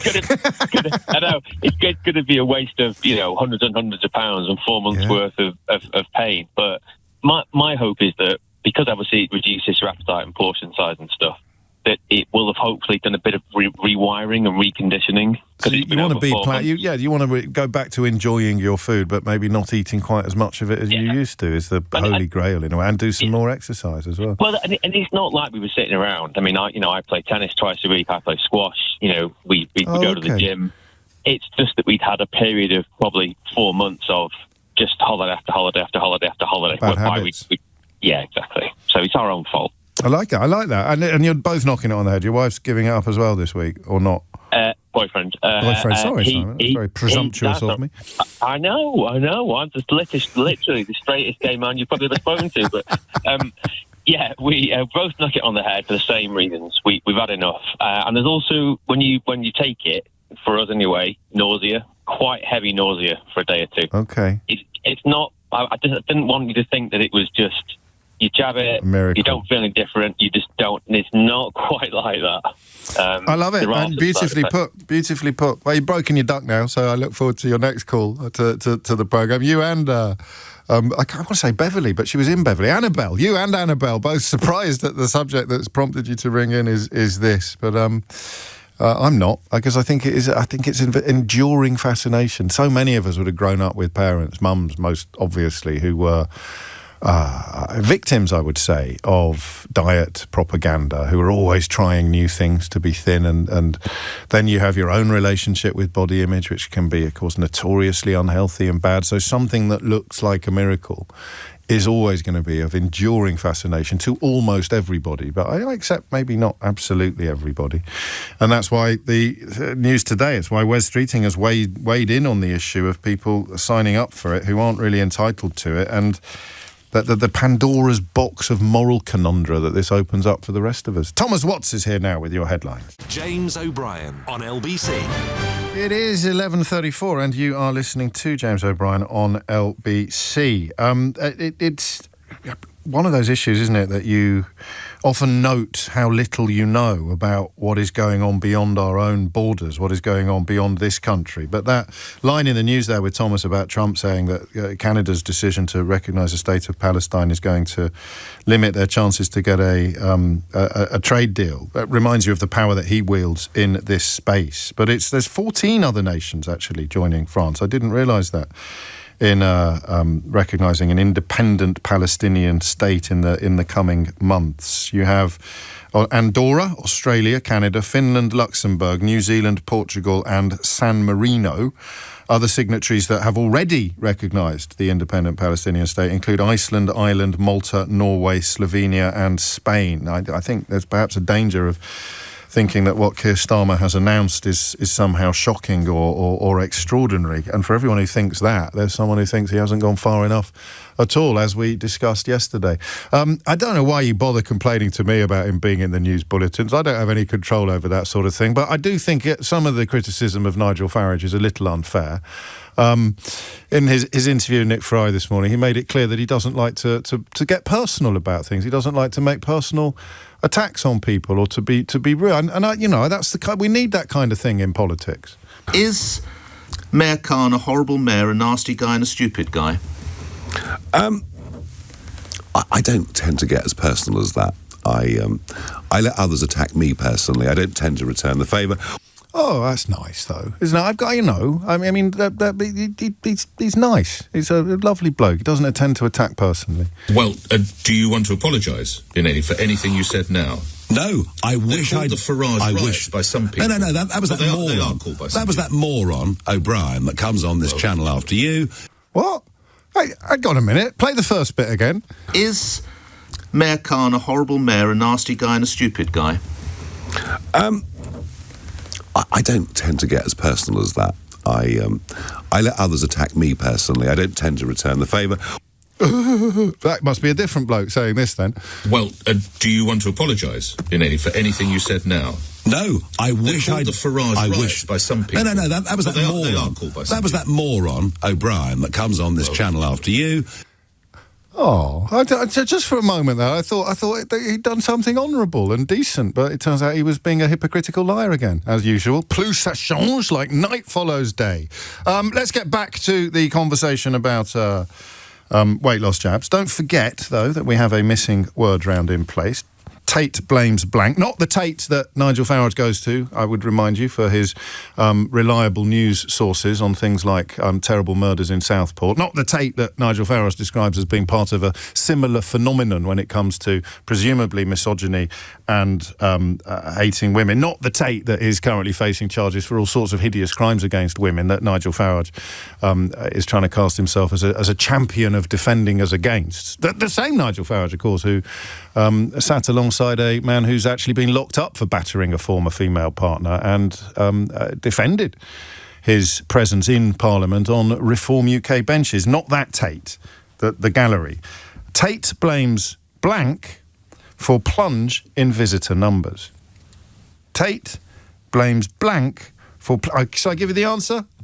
How long have you been waiting for it? Brexit! I told you it was on brand. Tate blames Brexit for plunge in visitor numbers. This is the director of the Tate Gallery blaming Brexit for a steep decline in the gallery's attendance figures. Leaving the European Union, the COVID pandemic had left the institution struggling to attract young European visitors. So well done, everybody.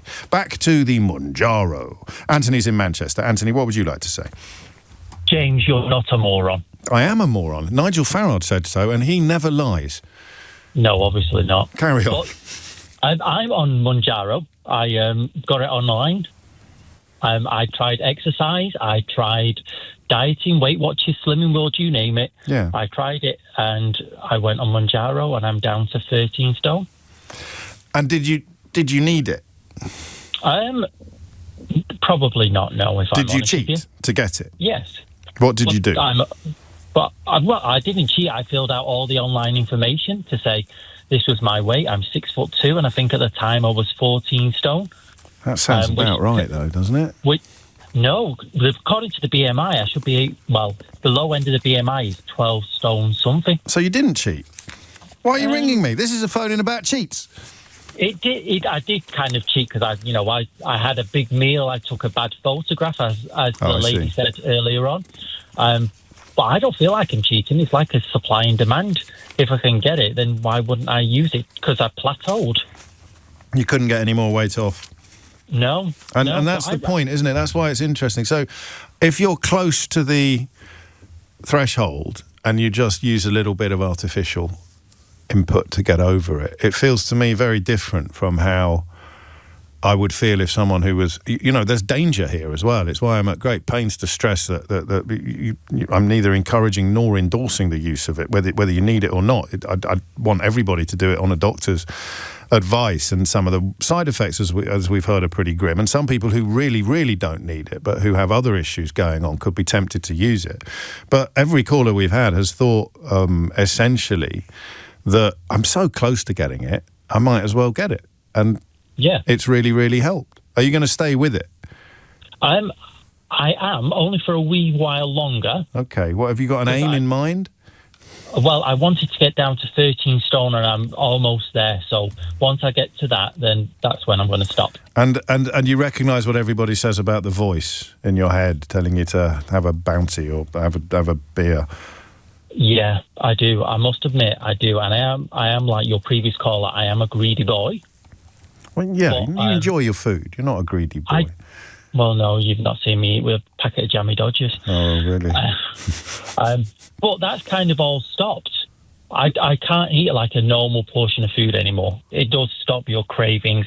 I don't really think about food as much as what I used to. And I certainly don't drink as much. And you don't... Everyone's saying that. And you don't worry about slipping fairly swiftly back into your old bad habits when you knock the actual jabs on the head? No, because I think it does mess around with your brain chemistry to stop you thinking about food, if I'm honest with you. Yeah, no, okay. So, well, let's hope. Let's hope so. And of course, it's not going to be the same for everybody, is it? But it might just work for you. That's the point. That's what you're hoping for. That's the fingers crossed territory, I think. Yep. Fair enough. And you don't feel guilt. You don't feel like you're cheating. You don't feel any sense of I don't know what the word would be. Deceit. No, absolutely not. It's supply and demand, as far as I'm concerned. All right, I wanted it. It's out there. Yeah. You didn't sign up. You could probably do with it. Well, that's a bit rude. But you didn't sign up for this question. But I'm going to ask you anyway. I'm now going to tell you that demand for these drugs is becoming unsustainable, which means that people who need it, and in the case of Ozempic, of course, that would include diabetics, may not get it because of the number of patients who are paying to get it privately. Does that give you any pause at all? A little bit, yes. But not enough. Well, as you said earlier on, these factories will be pumping it out. Well, they're not doing it yet. Mm-hmm. I mean, I don't know. It's not your job to know that, but it is perhaps my job to remind you. And I'll play another little quiz here, actually. How many packs of Mounjaro and Wegovy do you think were bought in Britain in April? And that would be thought to correlate pretty closely with the number of people that are currently using it. I think you're going to guess high on this. I don't think you're going to guess Correct. I think you're going to... Well, I shouldn't do that, should I? Because it stops it being a really scientific inquiry. How many people in April of this year do you think bought a pack of Mounjaro or Wegovy? Well, we know how many packs were bought, and apparently that will correlate closely with the number of people using them. That's the received wisdom. The NPA has warned, that's the National Pharmacy Association, that spiralling demand risks, it's not yet, so don't beat yourselves up, going far beyond what is clinically deliverable. So does that change the moral dimension of the conversation, I wonder? It probably should do. You could hear in Anthony's voice just that little pinch of concern. But is it enough to make you change your mind? Is it enough to make you stop? I doubt it. Vicky's in Fernhunt. Vicky, what would you like to say? I just wanted to mention that I had some health conditions, and I was severely overweight. Yes. And that's what pushed me to start Mounjaro. And did you go through the doctors?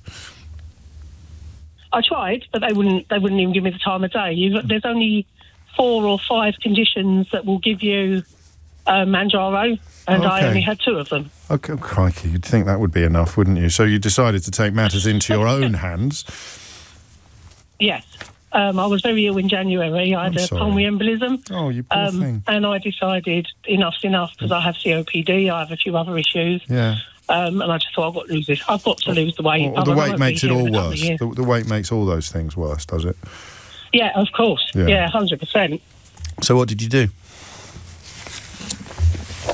Sorry? Is there a delay on the line? Or what is there final question, what did you do? What did I do? I looked online for it. I heard... Sorry. It's a really bad Have you got signal your here. phone in the background? Have you left the radio on in the background? No, not at all. All right, no. it's a nightmare of a line. All right, final question. How do you feel about all the people who are getting it who don't have any medical need for it? I don't agree with it. Sorry, I really don't. It's just an easy way out. These people can go to the gym, they can do exercise. I couldn't breathe, I couldn't do anything. Right, yeah. I think that's a really powerful point. I'm glad that you've made it, albeit with a delay of almost exactly 3 seconds on the line. A producer just counted it. It was quite bizarre. Look, I'll show you. I've got to say something. I want you to speak as soon as you're ready to speak. Vicky, take care. Have a lovely day. Goodbye. Thank you, you too. It's 11:45. James O'Brien on LBC. 11:49 is the time. Mystery Hour is on the way. Before that, I just want to turn your attention to something that's on the telly tonight. We don't do this very often. Partly because, as we've discussed a million times recently, terrestrial or linear normal telly is dying in plain sight, but it ain't dead yet. And there's something on BBC Two at 8 o'clock tonight that I am going to be watching with enormous interest, because a former colleague of mine, indeed the former producer of this programme, no less, volunteers with the Royal National Lifeboat Institute and works out of Dover. They're almost all volunteers. I don't know if you knew that. I've become a little bit obsessed with the RNLI since Michael started volunteering for them. He gave us the insights. He gave me the insights I needed into what it actually did. So now wherever I am, from North Berwick to Cromer, if there is a lifeboat station there, I'll always go and have a look. I usually buy something or make a small donation, and I get very moved by the honours board. So I don't know if you've been to one. They keep records of almost all the rescues, all the rescues that they've undertaken. I only say almost because at the one in Cromer, they're waiting to do a few more before they commission a new honours board to bring everything up to date. But I couldn't believe how much of it was volunteer-based when you consider what they do. The idea that they're doing it out of altruism, community spirit, humanity, whatever it may be, I just find it absolutely incredible. And inevitably, of course, they've come under attack in Brexit Britain from precisely the kind of people you'd expect them to have come under attack from. So do have an actual look for yourself at the work that they do, particularly out of Dover. I'm just looking at a picture of Michael now. Michael Keown, who used to produce this programme, is in pride of place on the publicity photographs on the BBC website, and that's on BBC Two. It's the 10th series. You may have seen various incarnations of Saving Lives at Sea, but Dover is the focus of this one, and tonight's episode sees them rescuing or trying to rescue. It can get pretty harrowing. 20 people who are fighting for their lives after one of the so-called small boats crossing the English Channel capsizes. And thank God people on crews like this one recognise humanity wherever it may appear, instead of insisting that some humans are more deserving of life than others. I'll be watching that, and now I hope that you do too. 11:51 is the time. Back to the vexed question of what we should do with all these cheaters who are signing up for weight loss drugs that they are not really entitled to. 11:52 is the time. Alex is in Paisley. Alex, what would you like to say? Morning, James. I'd like to tell you about my journey from starting off on the drug when I did require it. So I was about 18 and a half stone. Yeah. Quite tall, about 6'3", but I did fit the BMI requirements for it. Okay. Took it for about 3 or 4 months and lost 3 stone, down to sort of 15 and a half stone, quite happy. So came off the drug. And some people earlier on spoke about the rewiring of the brain, etc. Didn't really happen for me. Okay. So after a few weeks of being off the drug, the cravings came back, the noise, the voice, all that stuff. I hadn't really put on much weight, but I knew it was coming because I was fighting constantly against wanting to eat loads and loads. So I decided to go back on. But by this point, my BMI was too low to qualify for it to get back on. So I decided to, on recording my video, to make myself look heavier on the scales. How did you do that? Well, I strapped weights off dumbbells that I had in the house, and I strapped those round my waist, tied on with a belt. Really? Yeah. So all you had to do was send a picture of the scales, the readout on the scales you could send. They're not exactly Columbo, are they? They're not trying very hard to root out. You have to take a video of yourself in a full-length mirror and then stepping onto the scales. Oh, okay. Got it. So you've got to make sure that you weigh that, because they see the scales at 0 and then going up as you stand on them. And then you have to send a full-length photograph as well. And in that, so one of the things I did is I said I was only 5'10" to increase my BMI rather than 6'3". But Fair on enough. my photograph, there was a door in the background that you could clearly see I was the same height as the door. So could be the angle, but it worked. You got it. So you got the gear. I got it again, yes. So I'm back on it again, and the noise is quieting back down, and I'm not really losing much weight. It's just about maintaining the weight I was at. Can you adjust the dose in order to reach a kind of plateau as opposed to a? Yeah, so when I was on it, I went from 2.5 milligrams to 5 to 7.5. But now I just want to stay on it at 2.5 milligrams, and if I can stay on it that. Then it becomes, but then you're looking at a foreseeable future scenario, and you're not getting any medical advice. So a doctor might say to you, it's all very well doing it for X amount of time, but you shouldn't be doing it for X plus 1 amount of time, and you're not going to be getting that, are you? No, which is, I personally believe it should be available through the NHS on prescription. There are so many people.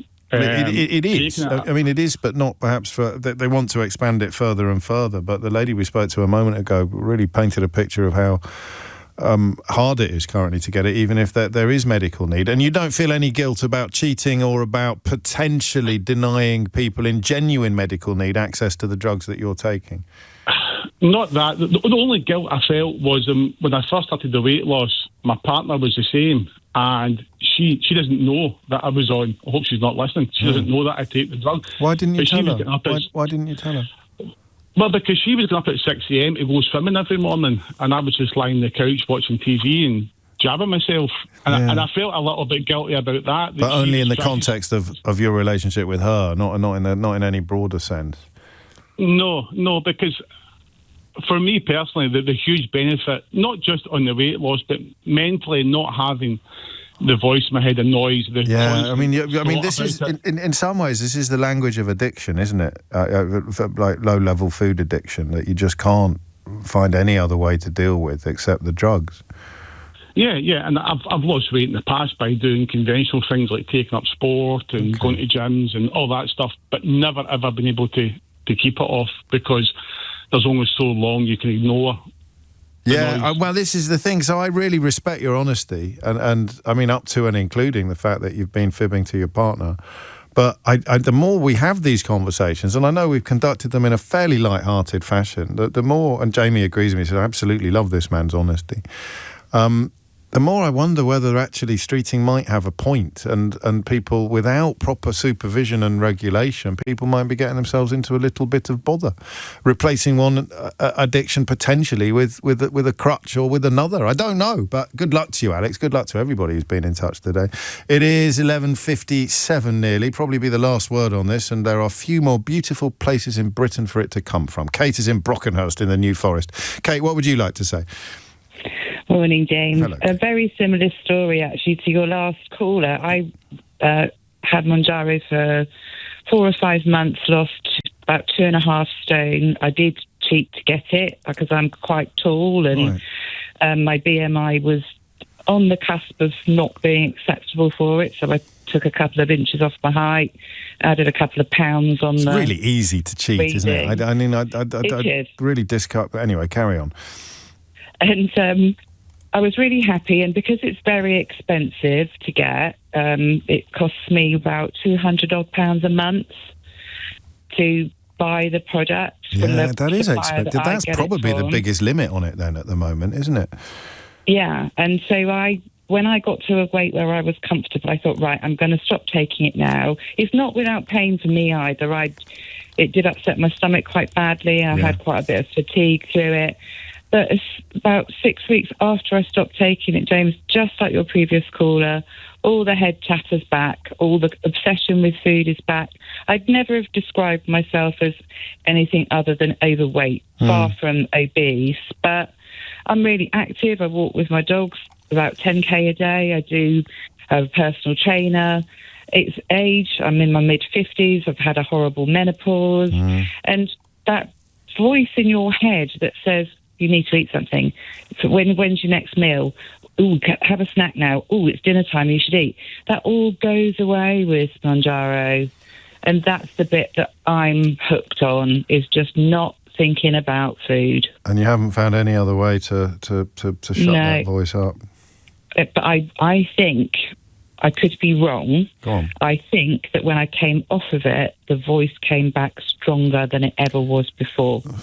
I mean, that almost needs a sound effect at the end of the hour, doesn't it? Like a dun, dun, dun. That's what it sounded like as well. When you said it, it had a real air of... And I'm glad, because I was slightly worried that we'd not taken it seriously enough as obviously as something that we are categorically not encouraging or endorsing, but as something that you, the people doing it, don't fully appreciate what they're playing with.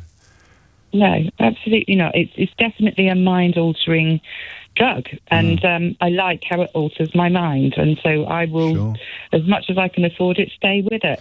And people will be able to understand why, but perhaps not necessarily be quite as keen to follow your example as they might otherwise have been. Kate, thank you so much. Sorry to John and to Ali and to others who are waiting to contribute to that conversation, but we have something rather different to do next. It is Thursday, I just checked. It is 12 noon. I normally say almost, but I'm late for the news again.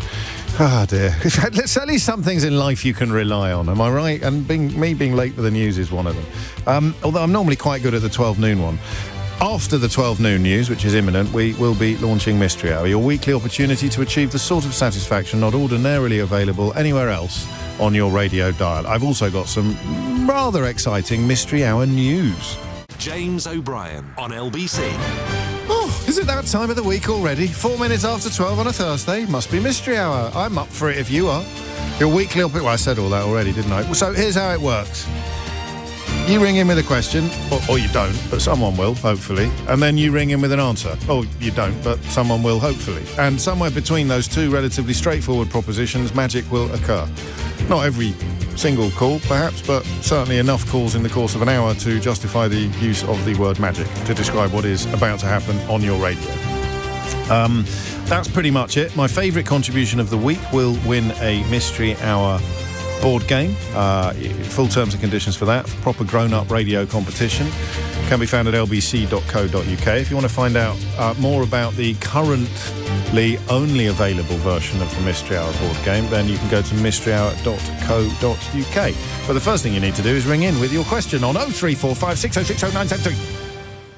You didn't catch that at all, did you? 0345, sorry. It was also quite childish of me as well. 0345 6060 973. So, thank you, Keith. If you have a question that is in need of an answer, but you are currently struggling to establish what that answer might be, then that is the number that you need. And the number remains the same, of course, if you find yourself somewhat, perhaps even to your own surprise, in possession of an answer that the rest of us are craving, okay? Is that? I think that's pretty much everything. I often offer a guarantee. Last week's Mystery Hour, if you didn't hear it, if you missed it, I think was among the funniest we've ever done. In fact, I'd say it was a contender for the funniest, which we've all got favourite moments. For example, for real old school listeners, I think one of the favourite moments is when the chap tried to show us that pigeons in different parts of the country have different accents. Do you remember that? That was classic. That was absolutely classic. And I don't know what happened last week. It was a little bit of phone problems, wasn't there, with an echo and a mistake, and just lovely characters. Some great last week's, for me, pound for pound, for the entire duration, as opposed to the standout highlight moments. And there was at least one truly standout highlight moment, but notwithstanding that fact, I think last week's was possibly the funniest that we've ever done. So if you missed it, don't forget you can listen to everything that we do on this radio station on the LBC app. Davey says, I laugh, James, but my humour is really immature at times. That's possibly a helpful health warning, or indeed a caveat. 6 after 12, and that is it. So you ring in with a question. I don't like repetition, but goodness knows I've given up trying to police that years ago, the idea that I don't want any questions that we've answered before, partly because I can't remember, and partly because, you know, what are the chances of everyone paying full attention every single week for the whole hour and being able to remember every single answer to every question that's ever been asked? I get home and the girls ask me what's happened on Mystery Hour today. Actually, they don't do that much anymore, but they did when they were younger, and I can't remember. So how the heck are you going to remember? Next week, next year, next month, the question that got answered. And also, it means that the board game has become a source. So if it's a question that's been done before, and I say qualifications, and you say, oh, it's in the board game, James, that's a lovely moment of both synergy and promotion. So we like that a lot. Shall I crack on with? I think I should crack on with it. I'm just going to get my paper and pen. How old do you have to be to say the words checkbook and pen without thinking of blankety blank? It just popped into my head then. A blankety blank checkbook and pen. Simon's in Liverpool. Simon, question or answer? Question, James. Carry on. Why of the three secondary colours, green, yellow and pink, do we use green as virtually a primary colour? What? Well, if you were playing Ludo, it's red, yellow, green, blue. Any kind of time you use four colours, we always use green. We never use orange. We never use pink. And yet it's a secondary colour, the same as pink and orange. How do you make green again? Yellow and blue. Yeah. So why do we use that virtually as a primary colour? Why is that one particular? What do you think we could use instead?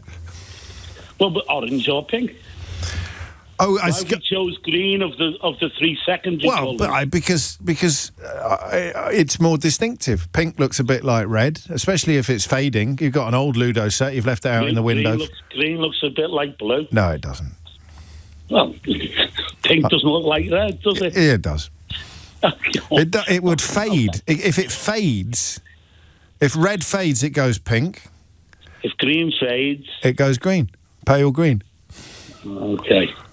Well, you reckon that's an answer? I reckon it's an answer, Simon. Whether it's a correct answer or not. Society has chosen to pick green for some reason. Because it's distinctive and it doesn't fade. Right, okay. I don't know. I mean, it's a bit of a weird question. What if you never play in the sun? Is it entirely Ludo-based? I don't think pink is... No, because... It's purple. You're thinking of purple. Purple. You're thinking of purple, not pink. Pink's not a secondary colour. Sorry, purple. Sorry, Say it again. Purple, orange and green. Sorry, I said that's all right.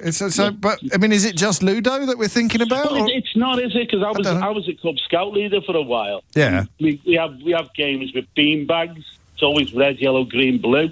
We have, like... tabards, red, yellow, green, blue. Little cones, red, yellow, green, blue. It's always red, yellow, green, blue. Red, yellow, green, and red. Yeah, I'm just thinking about my houses at school. So eagles, kites, hawks, swifts, red, yellow, green, blue. Yeah, you're right. If you can tell me a 4-colour thing that's not them 4 colours, I'd be happy to. Red and yellow and pink and green. You know the hardest part about coming on here is thinking of a question. It's not compulsory. I know, but it is when you've listened to it long enough. You think, oh God, I've got to find a question. So red, just to clarify, red, yellow and blue are primary colours. That's right. Okay, and the 3 secondary colours are orange, purple, and green. And what's the other? Society picks green. Are there any other primary colours? No, there's only 3. Yeah, that's what I thought. So it's a really niche flipping question, this, isn't it? Because it's not about why we're using a secondary colour when we could have used a primary colour. It's why we're using this secondary colour when we could have used orange or purple. Purple or orange. I think I've probably come close to answering it, but not in a way that is anywhere near comprehensive enough for either of our satisfaction. Your only part of answering it is if we play things in the sun. Often enough. I've said all the right words, Simon, but not necessarily in the right order, all right? I think the Hogwarts houses are red, yellow, green and blue as well, Chris reminds us. Thank you, mate. That was lovely. Just say purple one more time, will you? Things for certain, James. What? No one's going to come on answering it if they're colourblind. Well, you're probably right. You're probably... Although you know. They might have spent more time studying colour than we have. Mind how you go. Thank you. 12:12 is the time. Ali is in Malta. Ali, question or answer? Question, please. Carry on. So, I've been on my mind for ages, and thanks for having me on. Why are chocolate bars wrapped upside down? How do you mean? Go on, tell me. Explain. So, you open up a chocolate bar, like, for example, to be honest, I think under the sun, any chocolate bar works this way. Yeah. And you flip it over, you open the back of it, you unwrap the foil, and you unwrap it to the flat side, not the beautiful... Well, that's all. When you try and wrap it up, you try and do it with the fold across the bumpy bit. But most of them are kind of roughly flat anyway. Yeah, but the machine is going to... The machine... I'm going to start doing Simon's accent on every call. The machine is going to be the same. They've got the machine that wraps chocolate bars, so it's always going to put the fold on the flat bottom. My thought process is, if you're a company large enough to bump out X number of chocolate bars per day, you would have built a system which allows you to present the beautiful top section. I don't think anybody cares except you. No one has ever opened a chocolate bar. No. Sorry. Can I raise? So there is one chocolate company I won't name. I think it's from Netherlands, which cuts its chocolate pieces in really unique ways. Tony's Chocolonely. Yes. That's the one. Sorry. And you don't know where to break it because it's on the other side of the packaging. Yeah. You've got to flip the whole thing over and open it in a weird kind of way down the front to be able to understand what breaks you need to make. You know? Yeah. You know what I mean? Yeah. So why don't they put that on the front? So when you unwrap it, that's visible to you, so you know where to break it. Well, that's very specific to Tony's Chocolonely, who I've mentioned several times on the programme before and not been sent a single sausage of free chocolate, so frankly they can go and whistle. It is supreme chocolate. It's absolutely delicious chocolate. It tastes like chocolate used to taste, isn't it? And it's got such a fascinating backstory. Do you know the backstory?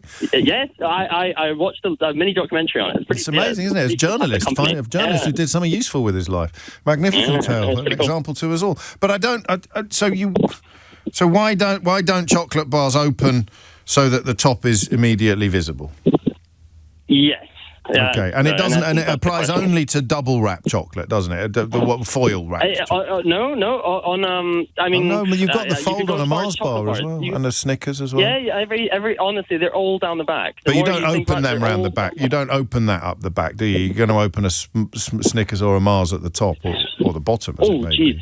Yeah. At the end. All right. Frankly, I'd be amazed if you get an answer, but it's not even the second daftest question of the day. No, the first. It's not even the first daftest question of the day, and it's only the second question.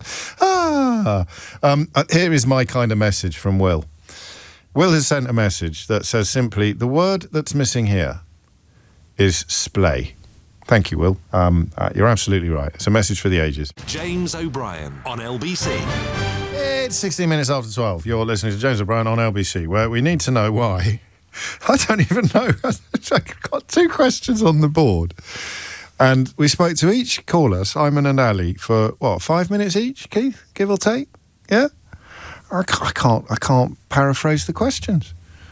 I've got no clue what... I mean, I know what they asked, sort of. I'll try, all right? I can't do Simon's question without turning into a character from Brookside. It's pathetic of me, really, but it's such a charming, intoxicating accent that I'm going to have to get it out of my head. Okay. The rain in Spain falls mainly on the plain.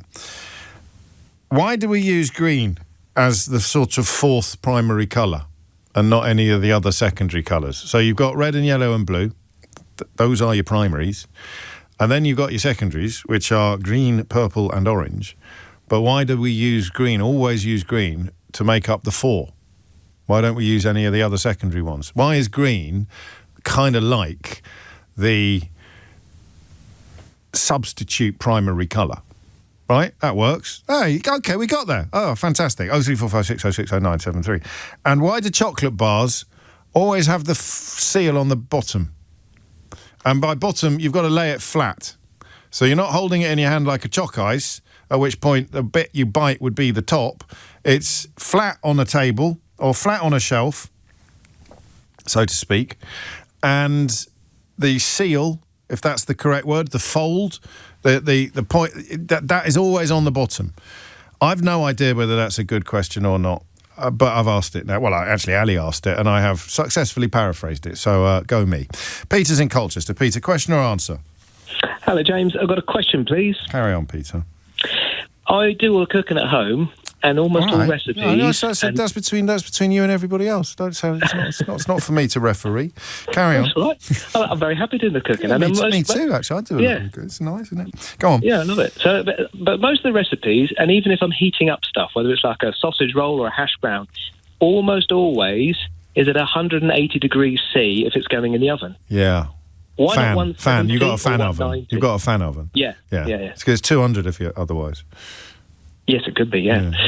So, but why 180? I mean, obviously 170 means it's going to take a little longer, and 190 means it's going to maybe get burnt and not cook in the middle. But what happens at a molecular level that made it 180? It's not going to be at a molecular level, is it? It's just probably they've decided that is I think you've probably answered it yourself, because that is the temperature at which it is most likely to cook effectively and least likely to burn. And if it was on lower, it would take... You need it to crisp up, don't you? Think about what you're cooking, Peter. You've got, you could put a lasagna in there at 160 and it would be edible, but it wouldn't be crisping up on top. You put it in at 200 and you're going to have it's going to get all burnt on top before it's properly cooked underneath, perhaps. I'm not going to claim an answer on this one. I'm going to hope we get someone who knows what they're talking about. But I'm enjoying my speculations, even if you're not. Oh, I always enjoy speculations. Well, thank you very much. I hope this wasn't a premature speculation, but we shall only find out when someone rings in with the correct answer. Yeah, don't try that as a tongue twister, eh? What are you having tonight? I'm not quite sure, to be honest. I'll see what's in the fridge and freestyle it. I think we're doing pulled pork. Oh, very nice. I got some nice. What temperature are you cooking? Brioche buns, whatever it says on the internet. When I get probably 180. It's probably one of the rare things where you change the temperature, isn't it, pulled pork? Because you want a nice slow cook, but you probably want it to crisp up near the end. I haven't cooked it before. In fact, I tell you, I think Mrs. O'Brien is in charge of the pulled pork tonight. 20 minutes after 12 is the time. Thank you, Peter. 180 degrees, chocolate bars and primary, secondary colours. Jamie's in Wickford. Jamie, question or answer? Question, please, James. Carry on. Why is a national speed limit? Motoring. Question. What? Design. Design of sign. It could be any sign, but specifically that one. Go on then. Why is it a white circle with a black stripe through it? I get, most signs are sort of fairly self-evident. They're quite descriptive. Beware of flying motorcycles. Yeah, I appreciate why it's not a number, crossing the road. The numbers are different according to the road you're on, according to the vehicle you're driving. But I'm sure you won't believe this, James, because I'm such a wonderful person, obviously, but I went on a speed awareness course recently. Oh, no. It must have been a sheer mistake. Absolutely. I've never speed. But, were you done bang to rights 3 miles over, 3 miles per hour over the limit? That's it. That's outrageous. You're doing motoring banter now. Get away from me. All right. Stop Forget it. the motoring. Oh. But, why that sign originally? Because the point was when I went on the course, me and one other person knew what it was. Everybody else on the course couldn't pick the sign out. Had lots of people saying no parking, no stopping. So it's when this is all motoring, isn't it? Because I need to. So the one that tells you that design. For the national. When does it change again? The national. When is it not always 60? Well, if you're on a dual carriageway. Oh, stop it! Stop it! If you're vans, cars, it depends what you're driving. But right. We're not interested in that. All we're interested in is. Why that? So I appreciate it can't be a number like all the other speeds. Yeah, but why that? So when they decided, they're sitting in the sign room, coming up with signs, and they say, I know what'll do it. The white circle with a black line diagonally going through it, that'll tell everyone that they must now drive at the national speed limit, which they will know because they have studied their highway code. Most younger drivers do, because the driving test is so much harder. You're getting so motoring, mate. You promised me you weren't going to do that, and we've done stuff about dual carriageways, we've done stuff about vans, and now you're talking about younger blimmin' motorists. Yeah. A group of people that don't drive that have come up with a design for a sign. Yes. Well, that is true. There is no requirement to be a petrol head or a big driver in order to be a good designer of signs. But, of course, now you've opened up the possibility that this was not a very good sign design. I don't think it was, unless there's a reason why I'm wrong here. Does it not just mean no street lamps? No, it means, it used to mean unrestricted. It just basically meant we're not putting any restrictions on this. You've just answered the question, haven't you? But how does that even show unrestricted? Imagine there was a number on it. Well, yeah, obviously the number has been crossed out because that would be different for me. So now as a van it's driver, unrestricted. Exactly. So it's actually by having no number, it becomes all numbers. Oh yes, but they officially changed the designation some time ago that it no longer means unrestricted. It just means but the sign hasn't changed. So it goes back to what it used to mean. Yeah, but again, I still don't. All right, why that? Black stripe, well, I think I've got a view on that, but we're just flirting so closely and perilously with motoring-related content that I don't want to do it. Would you like a cake? Always. Sorry, I don't know why. That just got written on the screen in front of me. It's not for you, it's for me. Yeah. Are they to celebrate my radar numbers, these cakes? Why is everyone else eating a cake that has been delivered to the studio to celebrate my radar numbers when I haven't been given a cake? Yeah. Because you're too busy being a good radio host. Well, thank you, Jamie. Finally, someone understands me. Can we get this man a cake, please? Can we get a cake for Jamie? If he wins the board game, can we squish a cake into the box before we send it to him? 25 minutes after 12 is the time. Emily is in Plymouth. Emily, question or answer? It's an answer. Carry on. Thank goodness for that. Finally, a sensible person is here to provide some meaningful and substantive content. Oh, I'm not quite sure about pressure. That. So, red, blue and yellow are primary colours in art, but red, green, blue are primary colours in science. So when you look at the old TVs and the sections of colour that would make up Technicolor, it was RGB, so red, green, blue. So the 4 colours in that house would be an amalgamation of 4 primary colours. So they're the main colours that we create with. Wow. So that would just naturally mean that when you're looking around for the it's not even the fourth. It's actually there are two double powered primary colours and two. Yeah, depending on which lens you're looking with. This is light. We're talking about light. Lens. We're talking about light. Absolutely. Yeah, it's all about the light. Yeah. Yeah. Qualifications? Former art teacher. That'll do nicely. With an engineer husband who enjoys science and arguments. So. This is marvellous. Marvellous. You don't argue about colours. A little bit in our past. No, I like it a lot. And it's earned you a round of applause. I like that answer a lot. I've got a feeling Simon won't be satisfied. He just seemed the type, Emily, I felt. No. Didn't you think? Maybe give him a cake. I can't be giving everybody cakes. I haven't even got one myself yet. But I'm going to give you a round of applause at the very least. Thank you. Thank you, Emily. So that's the colour question sorted. So it is, yeah. I mean, that actually makes sense, doesn't it? So the yellow and green become almost... well, anyway, you heard the answer. I haven't fully understood it, but it's definitely correct. John's in Bromsgrove. John, question or answer? Oh, question, please, James. Carry on, John. Right, so my question is about time zones and why we don't have them. Because loads of other places have got time zones, and when you go across the channel, which is just a few miles away, isn't it? Let's face it. Yes. Don't forget to watch the RNLI programme tonight on BBC Two featuring the Dover crew. They will be in the channel. Just a little timely moment to remind you of that. 8 o'clock, BBC Two, featuring Michael Keown, former producer of this programme. Carry on, John. Oh, fantastic. I didn't know about that, so I will. Do now. Yeah. So you get your nice light evenings, and then you come back on the ferry, and all of a sudden you lose your light in the evening, don't you? But isn't it simply because it would make life more complicated?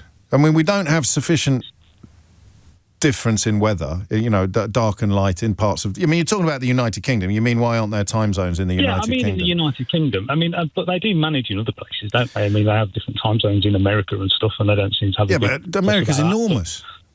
And it's nighttime in parts of America, and when it's daytime in other parts of America, they have to have time zones. But we're long and thin, aren't we? And so our daylight speak for yourself, John. changes quite Have you been on the Manjaro? Not enough, Jack. Not enough. If you could see well, me. I mean, in a way we have time zones because Bromsgrove's about 100 years behind Kidderminster, mate. We all know that, don't we? Yeah. Yeah, I agree. Why don't we have time zones in? Someone will actually have a proper grown-up answer. I keep saying that. It's more in hope than expectation, but I'll try and find out. I think, James, go on. Because I think we're so primed up for it. I think if we dared to have another referendum, I think most of the people who live in the south would definitely go for it. Silence. And then the people that have got their own parliament and their own legal system in Scotland, they could just vote to do their own thing. You think they'd want a different time zone in Scotland? Yeah. Well, I think in England we'd love to have English time, and in Scotland the Scots would have nothing finer than to have the perfect Scottish time for their sort of their evenings that they want. It's a view. I mean, I'd be surprised, but you never know. And it would be pretty tough for people in places like Berwick upon Tweed. That must be true everywhere, right? Wherever there's a time zone change, there's a line, is there? I should probably know more about this, but I don't.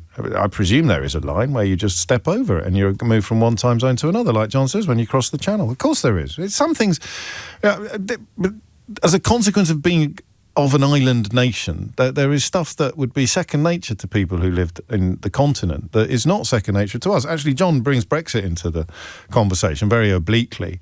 But this was one of my big Brexit theories, was that if you lived on the continent and you saw on your road signs cities in other countries, you would feel much more European than you do in the UK. You're driving around the south of France and there's Italian cities and towns on the road signs telling you how far away they are, and it just creates a different mindset from the one in which you can be stupid enough to say live on national radio, do you cross a line when you cross a time? Is there an actual line you cross? Of course there is. How else would it work? Thank you, John. Here's Amelia Cox with your headlines. James O'Brien on LBC. It is 12:33 and you're listening to James O'Brien on LBC. Mystery Hour is underway. Why do chocolate bars always have the fold? I just haven't done it again.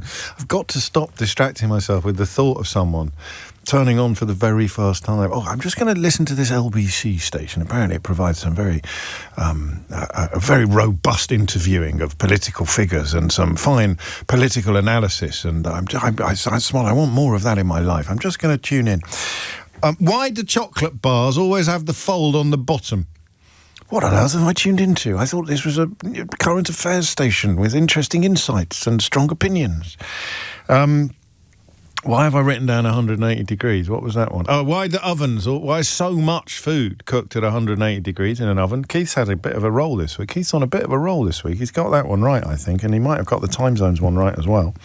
Why does the national motoring question sneaked through somehow? We'll be having words. We'll be confiscating cakes after this. Why did the national speed limit sign feature a black slash, if you like, diagonal black line across a white background? And why don't we have time zones in the UK? 0345 6060 973 is the number that you need. Ian is in Farnham. Ian, question or answer? Yes. Hello, James. Hello. Yeah, it's a question, please. Yeah, so I got up this morning and generally check the weather every day. It said it's going to be raining, which it has been, but it said we're going to have between 3 and 5 centimetres of rain. So I put a jug outside. Actually, it's just stopped. Yeah. And I got 3.5 centimetres of rain. The question is, how do they know how many centimetres of rain we're going to get? That's extraordinary.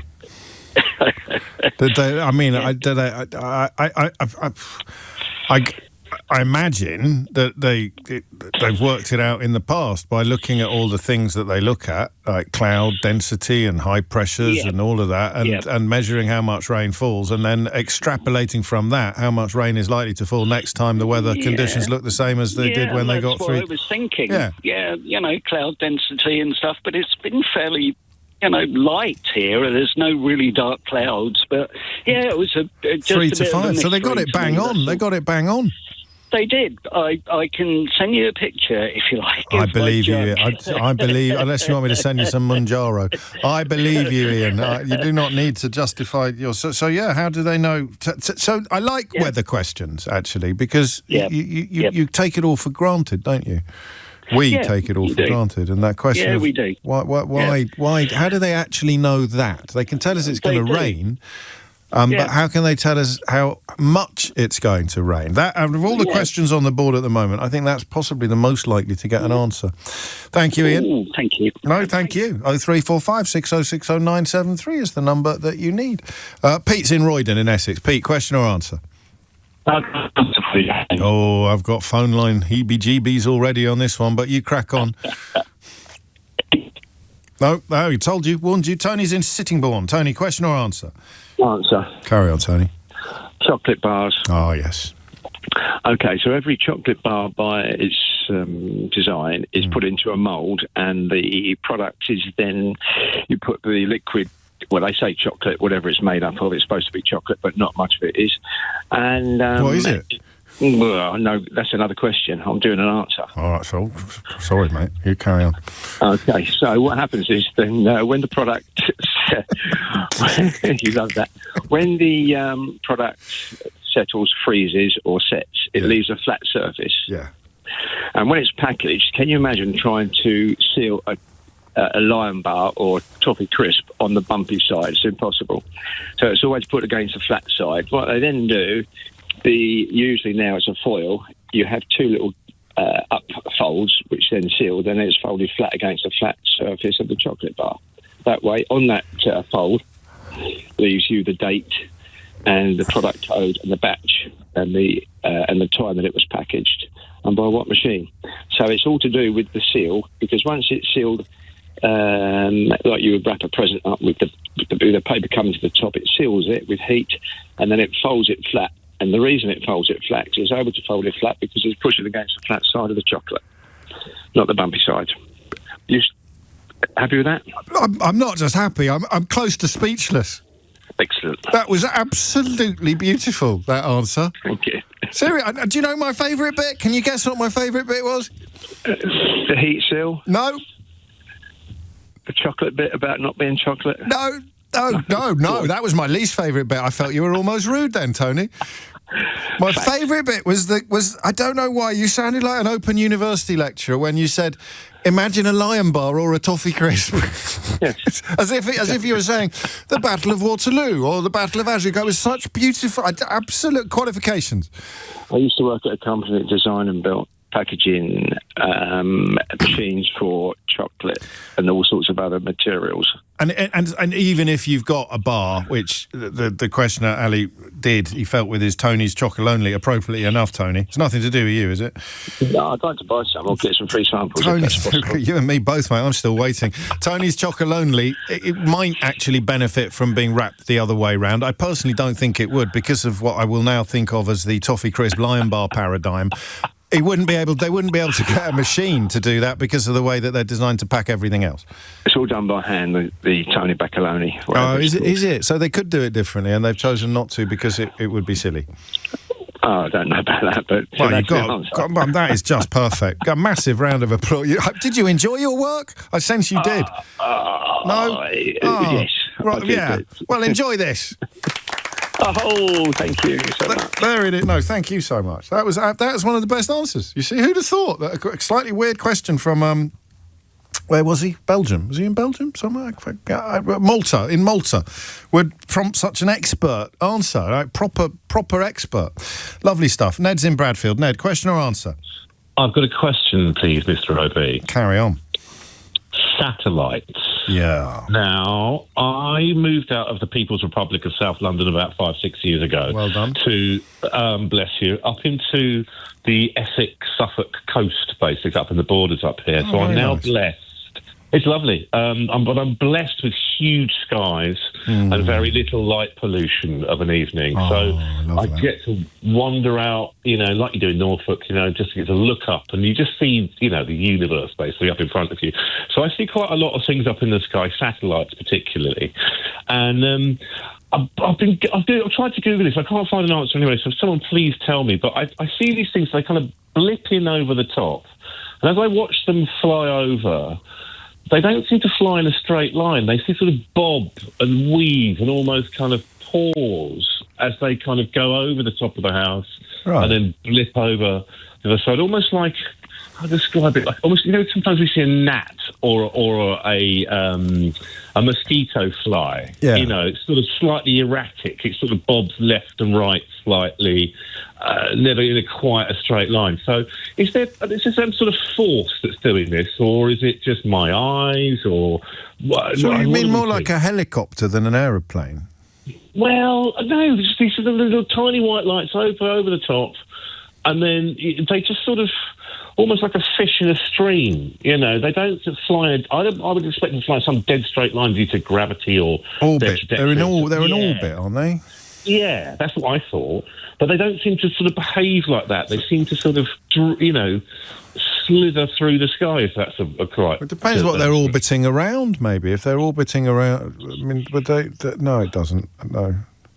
Are you sure they're not fireflies? And you've just got your perspective a bit wrong. Like Father Ted with the cow. Yes, exactly like Father Ted with the cow. No, I'm absolutely sure, because they come in from different directions. Occasionally we get the Starlink comes over, and you recognise it, do you? You can see it through.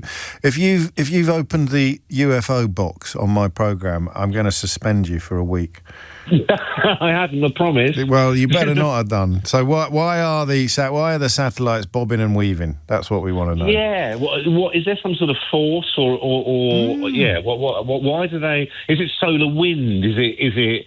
I don't know. The gravity. No, and you've checked it often enough to be confident that is what is going on. I mean, I can stand there for 10 minutes and I can see 4 or 5 of them coming in from different directions, and they're all behaving in the same way. And I look up and I go, that one's doing it too. Yeah. So, but I can't find an answer on the internet. So let's try and find out. Thank you, Ned. Take care. I love that thing. I told you, didn't I, during lockdown, that the thing I missed most was big skies.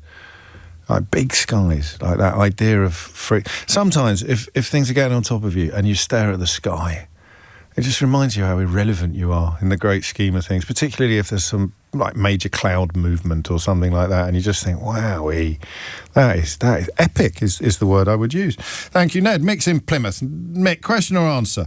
It's a question, please, James, and one that I can guarantee you've never had on Mystery Hour before. That doesn't necessarily recommend it to me, Mick, but... Possibly not, no. Carry on. Is it a coincidence that a debit card is exactly the same shape as a packet of cigarettes?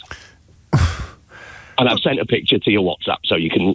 Do you mean like an oblong? Or are you talking about measurements as well? Measurements-wise, to the millimetre, it's exactly the same size. It's not. It's not. A credit card is smaller than a packet of cigarettes. A packet of king-size cigarettes, I should clarify. I can't see it in my WhatsApp. How have you sent it to my WhatsApp? You haven't got my WhatsApp? No, to LBC's WhatsApp. Oh, the honour. Crikey, I've got to start paying attention. I'm going to struggle to find that. I mean, we've hang spoken on, a couple of times, James, but I haven't got your personal WhatsApp. I mean, you can send it to me if you want. Hang on. Keith's found it. Let me just... Where's it gone? No, I can't. Okay, I believe you. It's been a while since I had a packet of cigarettes in my pocket. Well, that's why I sent a picture, because I realised you're all healthy people there and no one would have a packet of fags in their back you used to be able to fit your credit card between the film and the packet, because it was smaller than the packet. No, it's exactly the same size. Have the packets shrunk? How many do you get in a packet these days? 20, generally. Well, so they haven't... So you've sent me a picture. Well, I never. They are exactly the same size. So is it a coincidence, or did they design... Which came first? Chicken or the egg? It seems unlikely that it is a deliberate thing, doesn't it? I mean, it's not... I'm thinking back to Tony and the packaging king of Sittingbourne. Oh, God, yeah. But it's not as if it's going to be the same machine that is making cigarettes and credit cards, I think. I believe it is the golden ratio that's the difference between width and height. So, yeah, but that doesn't mean that they... Okay, you're on. I like it.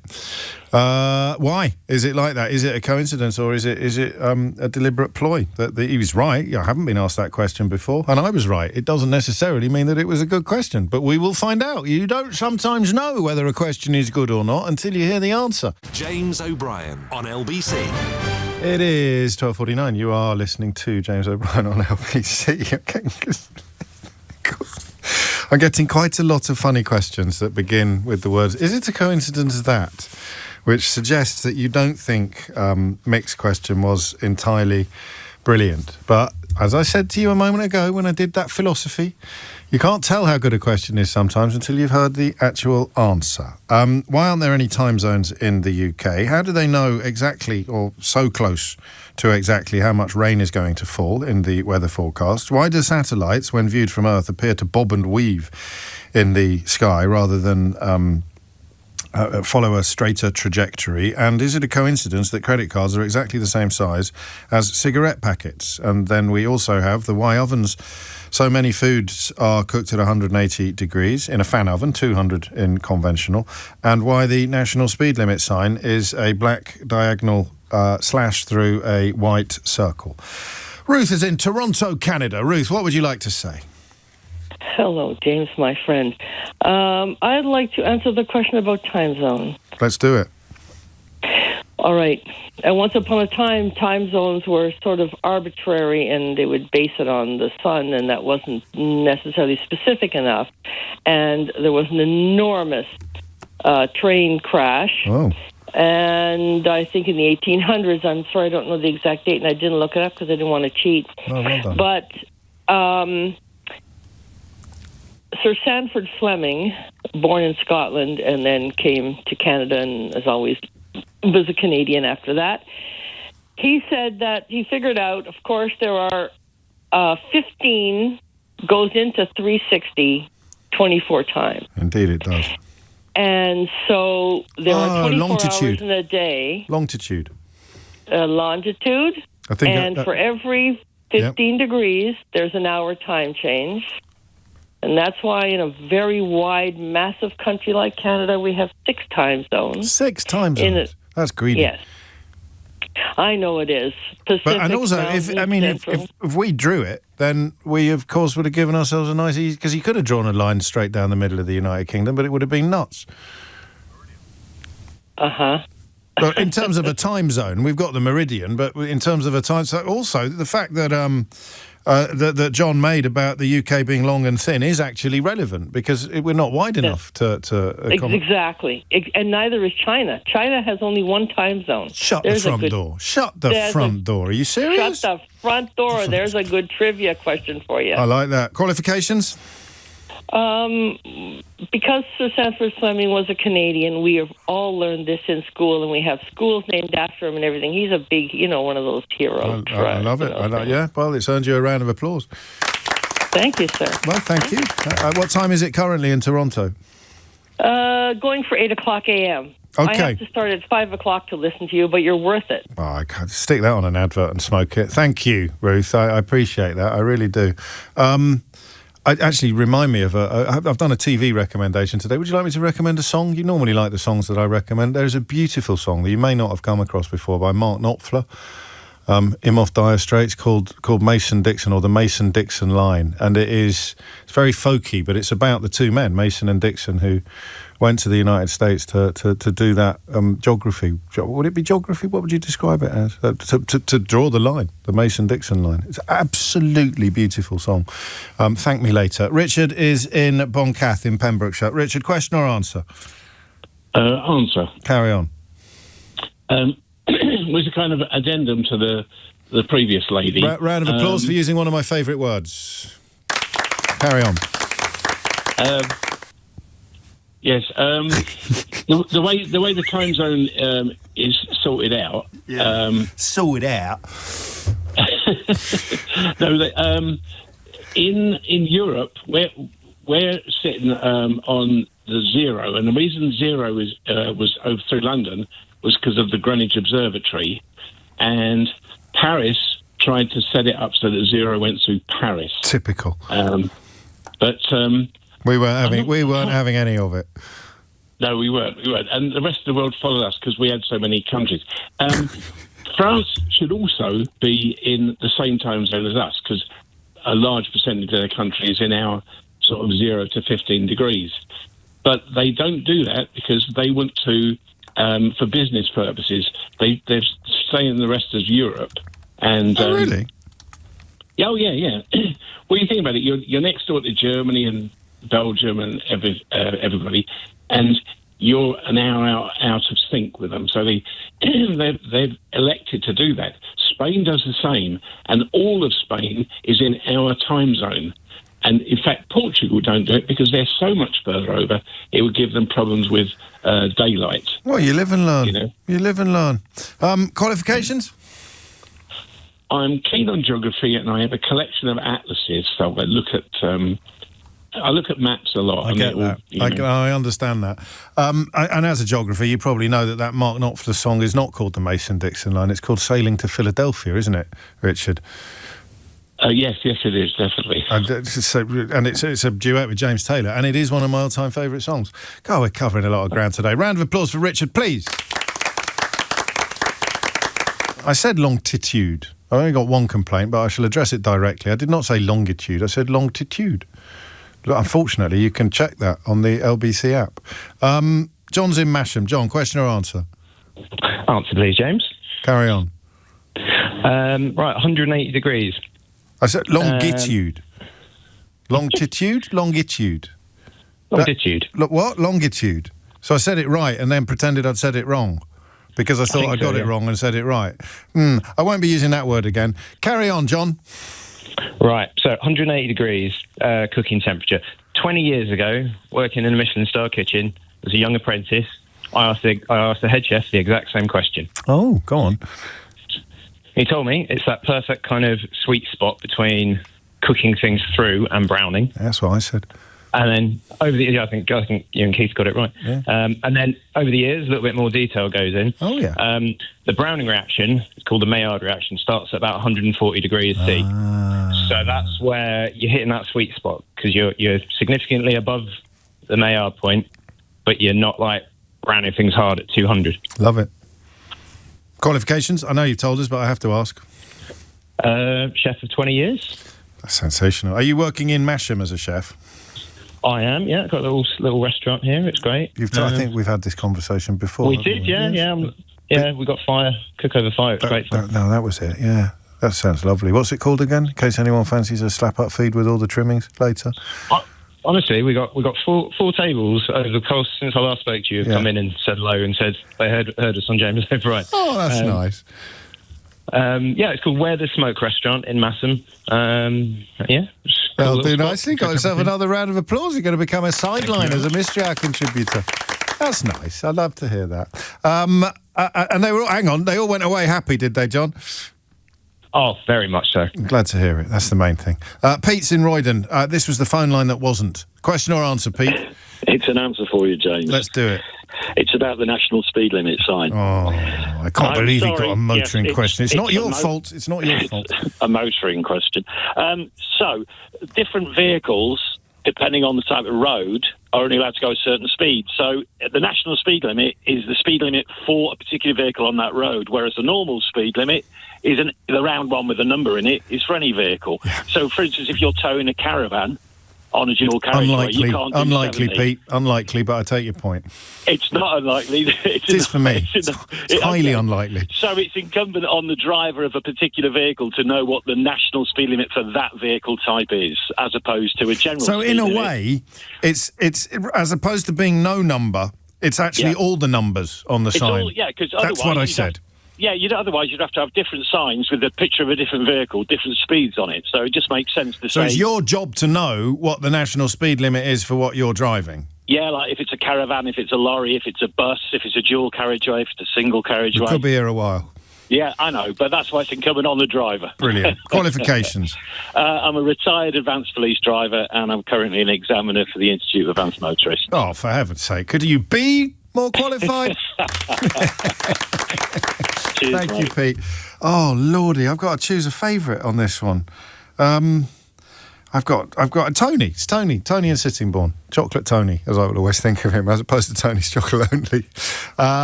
It was very motor. I don't know why the producer is putting on the screen. It's starting to sound a bit like a motoring question, isn't it? I have the rule that we don't have motoring questions. You decide what gets put through to the studio. So if it is actually erring into motoring territory, it's all on you. It might have been a design question, but it was most definitely a motoring answer. If you missed any of today's show, you can listen back on Catch Up on Global Player and the LBC app, where you can also stay up to date with all the top stories and opinions, put your news categories in the order you want. You can pause and rewind live radio and listen to a range of podcasts. So download the official LBC app for free from your app store now. James O'Brien on LBC.